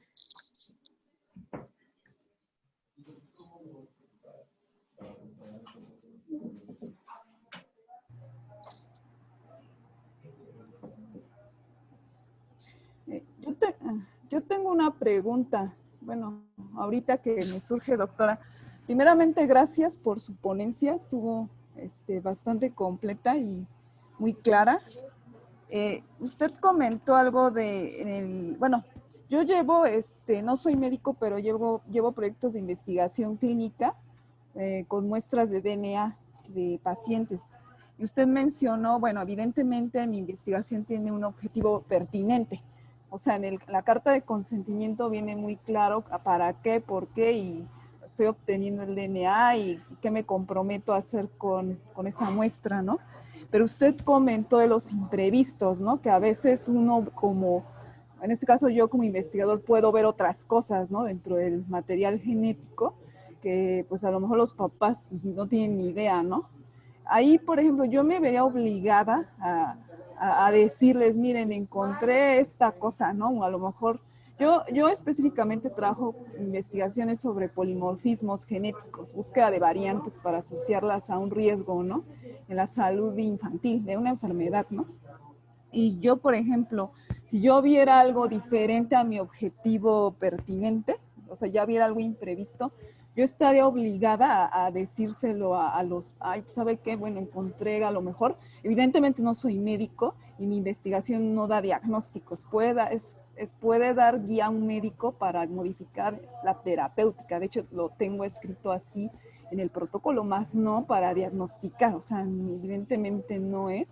Entonces yo quería saber si yo como investigadora estaba obligada, ¿no? a revelar esa información al médico, porque al final yo no soy médico, de hecho tengo que darle los resultados a los médicos para que ellos puedan darle los objetivos pertinentes, ¿no? Y la otra es si, por ejemplo, como son niños, conmigo se comunican, ¿no? Los papás, ¿no? Cuando tienen una duda, me escriben un correo, ¿no? Me han llegado a llamar a lo largo de lo que dura el estudio y les contesto sus dudas, lo que llevan. Si un papá, o sea, o mamá o lo que sea, me dice, oiga, ¿pudiera usted analizarle a mi hijo algo más? O sea, en el genoma, diferente a lo que yo me comprometí, ¿estoy obligada a eso? Entonces, serían esas mis preguntas. Muy buena pregunta, Noemí. Si está rudo, no. Como investigador, como investigadora no estás obligada a dar esa información. Por eso es bien importante el diseño del consentimiento informado, porque hay gente que ha puesto así como muy ampliamente de sí, cualquier cosa se la vamos a comunicar. Entonces, eso es muy peligroso que lo ponga el mismo grupo de investigación porque se está comprometiendo a que toda variante que aparezca se la tendrá que comunicar. Yo sí soy de las que recomiendo de que si van a comunicar algo, que sea algo muy específico, no cualquier variante que aparezca, porque imagínate, tendrías que estar toda tu vida y comunicándote, por ejemplo, si tu estudio tiene 200 personas, pues con las 200, porque en algún momento va a aparecer una variante que dé algún riesgo a algo, ¿no? Entonces, pues tendrías que estar pues esta tiene riesgo a diabetes, pues esta tiene riesgo a cáncer. Entonces, lo mejor sería decir que no se va a comunicar nada, ¿no? Entonces, se podría llegar a decir algo muy específico si, por ejemplo, está analizándose un tipo de cáncer genético muy raro, o sea, no sé, entonces que justo ahí si le dijera, si aparece algo, pues sí se lo vamos a comunicar, pero ya solamente sería como en un campo muy acotado, porque como equipo de investigación ustedes no están obligados a dar un diagnóstico, al contrario, justo se ponen ustedes en riesgo de responsabilidad jurídica, pues porque no están capacitados para dar ese diagnóstico, ¿no? O sea, no son genetistas, muchos de ustedes, entonces pues no tendrían por qué dar esa información. Ha habido casos en donde justo se dijo no se le va a dar nada de información y aparece algo, ¿no? Por ejemplo, en el INMEGEN sucedió con un investigador que detectó en una niña un cáncer raro, ¿no? Entonces ahí nos pidió como permiso al comité de ética y nos dijo, bueno, en la investigación dijimos que no íbamos a revelar nada, ¿no? Porque es solamente para investigación, no diagnóstico. Pero en este caso sí ya sabemos que apareció esto y sí podría ayudar tanto a esta niña como a su hermano. Porque tenía un hermanito, ¿no? Entonces, pues, ¿qué hacemos? Entonces, ahí sí como que se permitió que se pudiera revelar información a esta familia, pero porque era un caso excepcional, ¿no? Pero lo más aconsejable es que si es para investigación, no se dé información. Si se le quiere dar información por algo, pues yo, si esto de que sea muy acotada y que siempre aparezca la posibilidad de recontacto. Porque luego hay investigadores que han señalado, no, nunca se le va a contactar, ¿no? Por ejemplo, y de pronto se ven en la necesidad de volverles a hablar o volverles a pedir una muestra. Entonces, pues es mejor de antemano dejar la posibilidad de recontacto, porque también el participante podría decir, bueno, pues si aquí queda muy claro que usted nunca me iba a contactar, ¿por qué me vuelven a hablar, no? Y luego hay veces que, pues, surge algo muy interesante para la investigación, entonces, pues sí, siempre dejar la ventana abierta de que se puede recontactar, y a lo mejor en ese recontacto, pues, si la investigación supongamos que era para enfermedades metabólicas, ¿no? Y aparece algo que quieran seguir investigando, pues a lo mejor con el recontacto pues se abre la ventana de, oiga, podemos hacer un reconsentimiento, o sea, para algo más específico, Entonces, pues por eso es que yo siempre recomiendo dejar esa ventana abierta. Y también, pues que sea abierto el consentimiento, ¿no? Que no sea tan restrictivo como para, que solo va a ser para diabetes, ¿no? O sea, yo también aconsejaría que sea para esta enfermedad y otras relacionadas, por ejemplo, otras metabólicas, o para esta enfermedad y otras, entonces dar opciones en el consentimiento para que la persona pueda palomear, porque luego los mismos investigadores se ponen en camisa así de, no, pues solo para esta, pues entonces ahí tendrían que destruir esas muestras y hacer un nuevo protocolo y hacer un nuevo consentimiento si quisieran darle otro uso, ¿no? Entonces, pero si ustedes no están obligados a dar estos hallazgos, entonces déjenlo muy claro en el consentimiento para que luego no se preste a que, pero si usted me dijo que me los iba a dar. Y si un papá les llama para el análisis, no, tampoco se puede hacer. O sea, tendría que, pues, acudir al área clínica, o sea, si hay una batería de pruebas que ya se hacen, bueno, pues, o a lo mejor si es una enfermedad rara, no sé, pues, por ejemplo, pues tendrías que ponerte de acuerdo, por ejemplo, con el médico tratante y que pues se decida qué tipo de prueba hacerle, hacer el análisis y que un genetista le dé la información, ¿no? Pero pues no se vale que a ti como investigadora te contacten directamente para que hagas un análisis particular sobre algo y luego les des la información, no, porque eso te puede generar luego responsabilidad de, pues es que ella, no sé, por ejemplo, qué formación tengas, pero supongamos que eres bióloga, ¿no? O química, es que ella me dijo que yo voy a tener tal enfermedad. Entonces, pues, si no eres médico genetista, pues, ¿por qué se la diste, no? Entonces, para evitarse responsabilidades jurídicas, pues, lo mejor es, bueno, pues, si es un caso raro, ok, que ponerse de acuerdo con el médico tratante y con el área de genética. Entonces, ya para poderle dar esa información. Ya. Ahora, rápido, otra pregunta ahorita que me surgió. Usted, en su experiencia dentro de del comité que usted preside, considera, ya ve que habla ahorita de los cartas de consentimiento como flexibles, ¿no? En el sentido de que, bueno, yo recolecto tu material biológico y pues a lo mejor se me va a ocurrir en algún momento una investigación futura con eso y lo guardo, ¿no? Específicamente DNA, porque es como que siento que eso es muy delicado, ¿no? Tener material genético resguardado para futuras. ¿Usted considera que es mejor hacer un proyecto para cada X investigación que a mí se me ocurre y luego decir, voy a destruir tu muestra, que es lo que yo pongo, ¿no? Yo destruyo tu muestra para esta investigación y si se me ocurre otra cosa, pues vuelvo a reclutar, ¿no? Pacientes. ¿Eso sería más correcto? O no más correcto, más seguro legalmente, o cómo lo ve usted, sí, es decir, bueno, voy a guardar el material de DNA y a ver si se me ocurre. ¿Eso traería riesgos para el médico, el investigador? No, de hecho, por ejemplo, las guías de conbioética en estos 2 cuadritos que les puse, justo señalan que debe tener una temporalidad, ¿no? O sea, que no se... Ahí no queda muy claro porque no dicen cuánto es la temporalidad, ¿no? Entonces, pues en un biobanco, pues por ejemplo, pues se puede guardar 30 años, ¿no? Entonces, pues muchas veces sí se aconseja, si tienes los recursos suficientes como para a lo mejor decir, bueno, pues esta investigación se cierra y ya se acabó la investigación y se destruyen las muestras y luego obtengo otra, pues sería más recomendable porque así no tienes una tenencia o guarda de esas muestras indefinidamente y hasta cumples con esos criterios de temporalidad que no te quedan tan claros en la guía.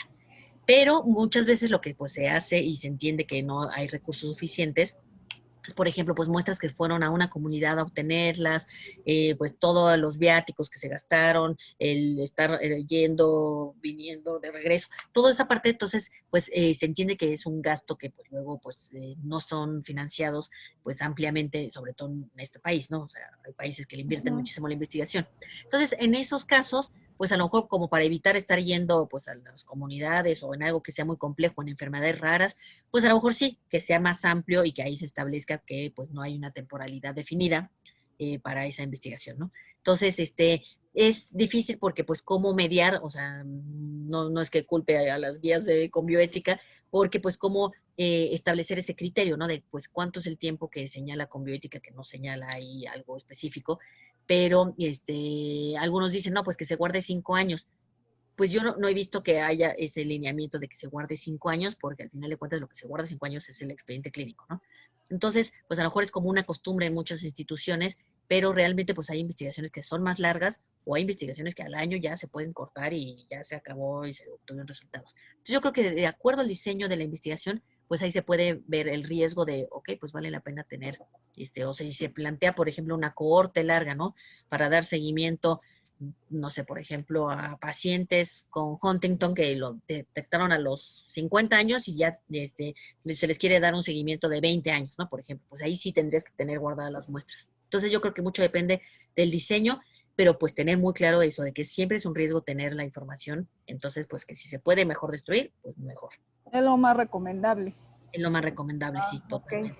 Gracias, doctora, qué amable. No, ¿de qué? No, pues para nada, al contrario, yo feliz. Y aquí justo... Hay otras en el chat. Hay sí, unas preguntas en el chat, doctora. Si gusta, se las muchas leo. gracias. Ah, pues Dice, estoy viendo, perdón, ajá. pero si quieres, Janet, sí, ajá. Dice, entonces, si un paciente o voluntario retira su consentimiento, ¿se debe destruir la muestra? ¿O se le debe dar al paciente un documento legal que avale esta destrucción? Pues se debe destruir la muestra. Eso debería quedar específico en el consentimiento, porque lo vemos que ni siquiera se pone ahí, ¿no? Entonces, pues es como, usted puede retirar su consentimiento y ya no se dice qué se hace con la muestra. Lo idóneo es poner, usted puede retirar su consentimiento, no tendrá ninguna repercusión para su tratamiento, etcétera, y se va a destruir la muestra. Entonces, que quede explícitamente señalado. No es necesario tener un documento que avale la destrucción. Podrían hacerlo, a lo mejor, por ejemplo, nosotros en el IMEGEN tuvimos un caso de una mamá que dio el consentimiento para que participara su hija. Y cuando llegó a su casa, el marido la golpeó. Entonces, terrible. Regresó al instituto diciendo, pues no puede participar mi hijo.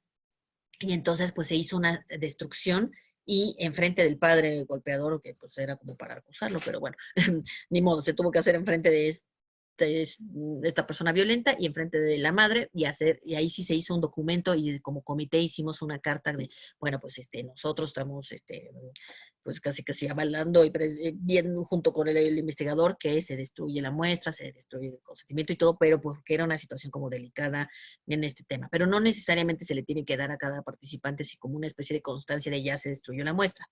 Se supone que como es de buena fe, pues entonces el participante, si se le dice que se va a destruir la muestra, pues confía que se va a destruir la muestra. Ya salvo que algunos se pusieran así como muy de, oigan, no, pues yo sí cuando quiero que me den algo o quiero ver, pues es difícil que se le invite al participante ahí al laboratorio, mire, vea cómo se destruye la muestra. Pero bueno, pues se podría en algún caso así, o como pasó con los Javasupay, bueno, no la devolución, pero supongamos que todo un grupo dice, bueno, a ver, queremos ver que se destruya. Entonces, pues ahí se podría levantar pues una especie de acta por parte de los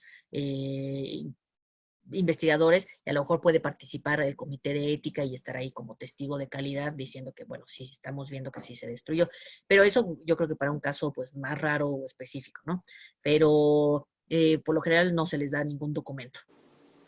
Muchas gracias, doctora. Otra de las preguntas complementaria, yo creo que a lo que preguntaba la doctora Noemí, dice de agregar una lista de genes publicada por ACMG, que son los genes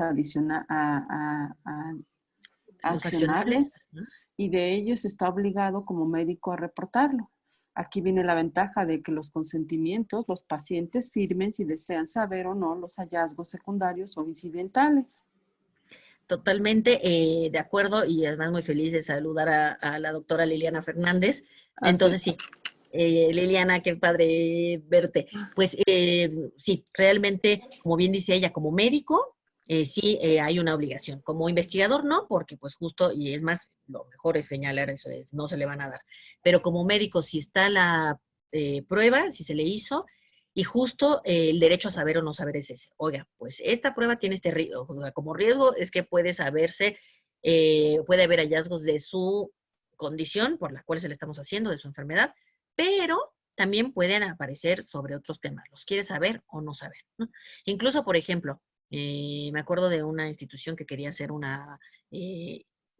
pues como que quería desarrollar una de estas pruebas o más bien comerciales, y entonces le iban a dar a los pacientes, perdón, a los participantes, datos sobre su salud en general, sobre predisposiciones genéticas y sobre cuestiones deportivas y cuestiones de estilo de vida y nutrigenómicas. Entonces, yo le comentaba a una de estas personas, bueno, ¿y ya le pusiste en el consentimiento si quieres saber o no saber? Ah, pues no, ¿cómo por qué? No, pues tiene que quedar claro en el consentimiento y a la hora del asesoramiento previo, decirle, bueno, pues, ¿cuál de todos estos grupos o conjunto de información quieres saber? ¿Solo sus datos de salud o también sus datos de salud y sus datos de cuestiones para temas deportivos, ¿no? O para temas de estilo de vida. Entonces, porque pues querían darles estos resultados de si tenían predisposiciones para tener mayor masa muscular y todo este tipo de cuestiones.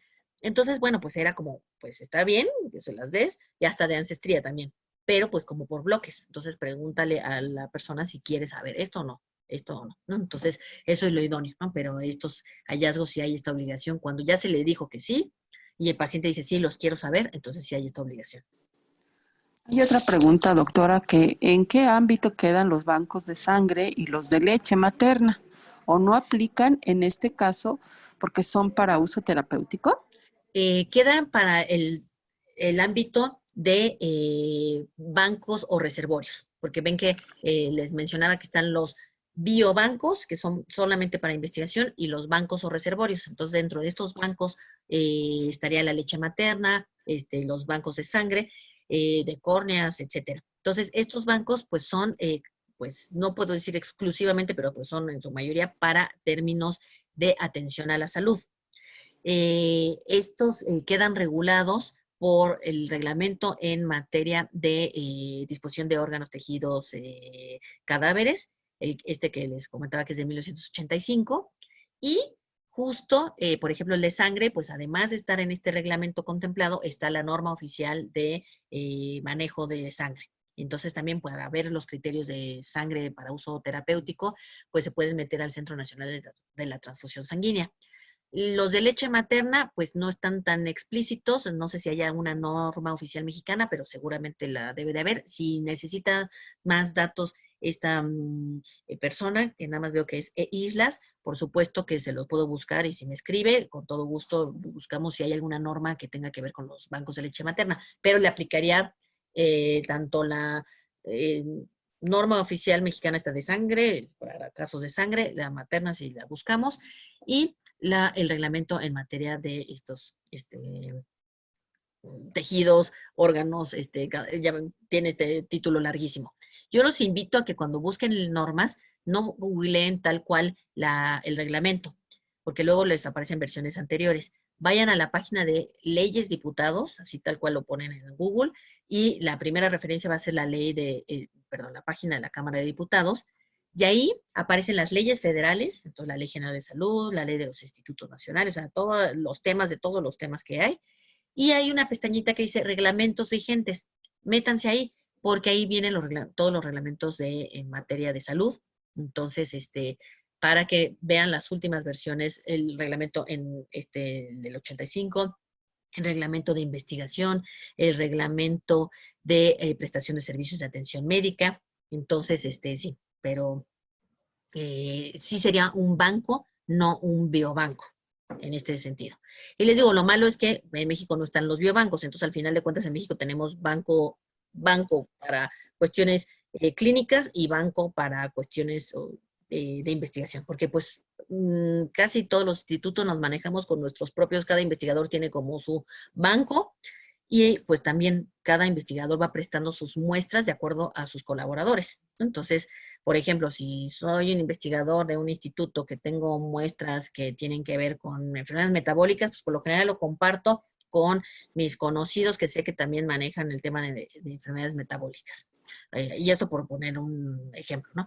En cambio, un biobanco, pues lo comparto con gente que ni conozco, ¿no? Entonces no necesito colaborar ni escribir un artículo científico con mis conocidos, sino estas muestras se dan al biobanco y el biobanco las asignará a alguien que puede estar en Chihuahua o puede estar en Oaxaca o alguien que puede estar en Noruega o puede estar en China, ¿no? Entonces, eso es también lo interesante de los biobancos, que muchos dicen, hay más democratización, porque no es que necesites tener a tus amigos, sino que tú sometes tu protocolo a un biobanco y el biobanco, pues viendo que cumples con esos criterios, te presta las muestras independientemente de si conoces o no a la persona, ¿no? Otra pregunta se refiere al caso 23andMe, que compartieron la información. ¿Qué responsabilidad tienen? Pues ahí lamentablemente no recibieron alguna sanción específica por esta cuestión, porque ellos argumentaron que sí, solamente acabaron vendiendo a SmithKline las muestras y la información de la gente que sí respondió, que sí autorizaba que se vendiera. Ahí no quedó como tan claro ese caso, entonces al final de cuentas pues no se le sancionó. Ya 23 había sido pues no sancionado, pero un poco puesto como en pausa por la FDA, por estos servicios directos al consumidor, pues justo la FDA les dijo, bueno, ustedes pueden seguir dando diagnóstico, pero, digo, ancestría, pero no diagnóstico, porque no están cumpliendo con todos los parámetros para la cuestión de información al consumidor. Entonces, pues ya habían tenido esa problemática, por llamarlo de alguna forma, con la FDA, pero bueno, la FDA luego les levantó como el castigo y les dijo, bueno, ya pueden continuar con sus dos divisiones, tanto estudios de ancestría como diagnóstico. Y no lo sancionaron, pero pues yo creo que en otras situaciones pues sí podría, o si se hubiera tratado de otra empresa o algo, sí pudo y debió haber sido sancionada, ¿no? Pero pues quién sabe qué acabó pasando ahí o qué acuerdos, o a lo mejor se acabaron justo demostrando que cada muestra de las tantísimas que dieron sí estaba totalmente consentida. Pues esperemos que sí, pero sí fue un escándalo, ¿no? No, ¿de qué, Claudia? Y pues ojalá que eso no se repita, ¿no? Que de una vez, Otras pues de preguntas, antemano digan. asistentes en línea que quieras compartir.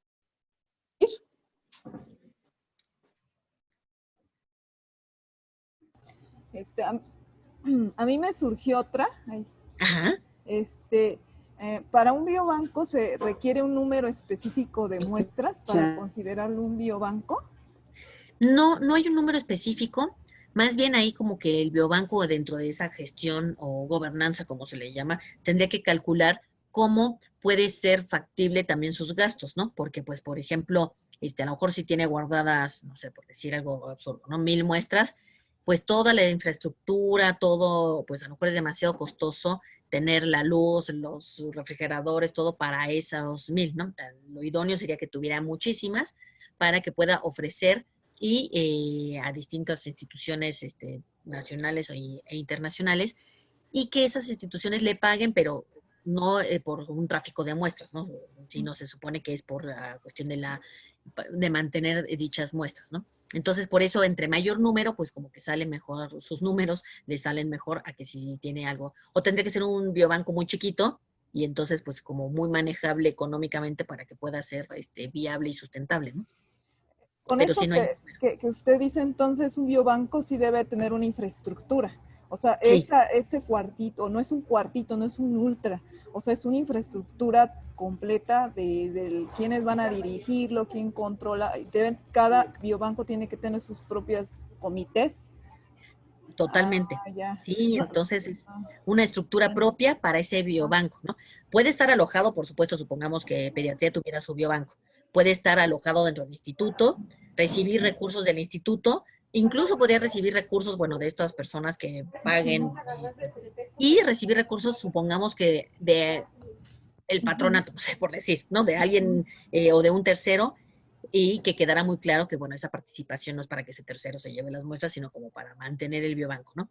Entonces, sí puede estar alojado dentro de la propia estructura del instituto, pero tendría que tener sus propias reglas, su propia organización, o sea, que no dependa del servicio de patología, por ejemplo, ¿no? Sino ser una propia estructura de ese biobanco, para que, pues, por ejemplo, pues ese biobanco pueda prestar muestras tanto del instituto, o a lo mejor investigadores de pediatría puedan solicitar muestras a otro biobanco, entonces entran en colaboración. Entonces, a lo mejor el biobanco de pediatría colaboraría con el biobanco vasco, y entonces le piden al País Vasco ciertas muestras, entonces puede haber hasta ese intercambio, o aunque no lo haya, pero bueno, sí, que tenga su propia estructura, que es lo más sano y recomendable. Ya. Gracias, doctora. No, no, ¿de qué? Y además también su propio comité de ética, porque no es lo mismo los protocolos que van a ver en el comité de ética de ustedes, ¿no? A lo mejor ven protocolos de la industria farma que no van a tomar muestras, o a lo mejor ven protocolos de los estudiantes residentes de medicina, que son estudios retrospectivos. Entonces, el Comité de Ética en Investigación de Pediatría se quedaría viendo las funciones que siempre han tenido, y este biobanco solamente vería la parte de las muestras donadas específicamente para investigación. Ya. Gracias. ¿No? ¿De qué? ¿Alguien más que tuviera otra pregunta, otro comentario para la doctora?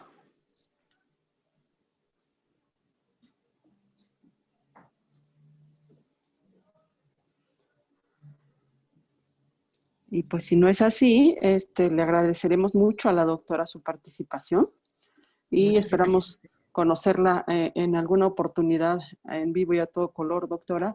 Muchísimas gracias por su exposición, todo clarísimo, y con gusto la compartiremos con los Muchas interesados. gracias, y como les digo, fue un gusto estar con ustedes, saludarlos, y quedo a sus órdenes para cualquier cosa. Me pueden escribir, por supuesto, y pues porque yo sé que estos temas siempre estamos todos preguntándonos lo mismo, ¿no? Porque también en el INGE nos preguntamos cosas de ¿y deberíamos o no? O muestras anteriores, o muestras que ya no están asociadas, por ejemplo, también a, por ejemplo, las de petología, que ya hasta la gente se murió y dice, ¿se podrían usar o no se podrían usar? Y no tenemos como algo claro, ¿no? Entonces, pues entre todos podemos seguir construyendo estos, pues, criterios, guías. A lo mejor estaría padre luego hacer unas guías entre varios de los institutos. Entonces, sí. Pues muchísimas gracias, doctora. La dejamos ya que vaya a sus reuniones, que tiene tantas. Agradecemos mucho su participación y a todos por estar presentes este día. Muchas gracias, doctora. Hasta luego, que estén muy bien.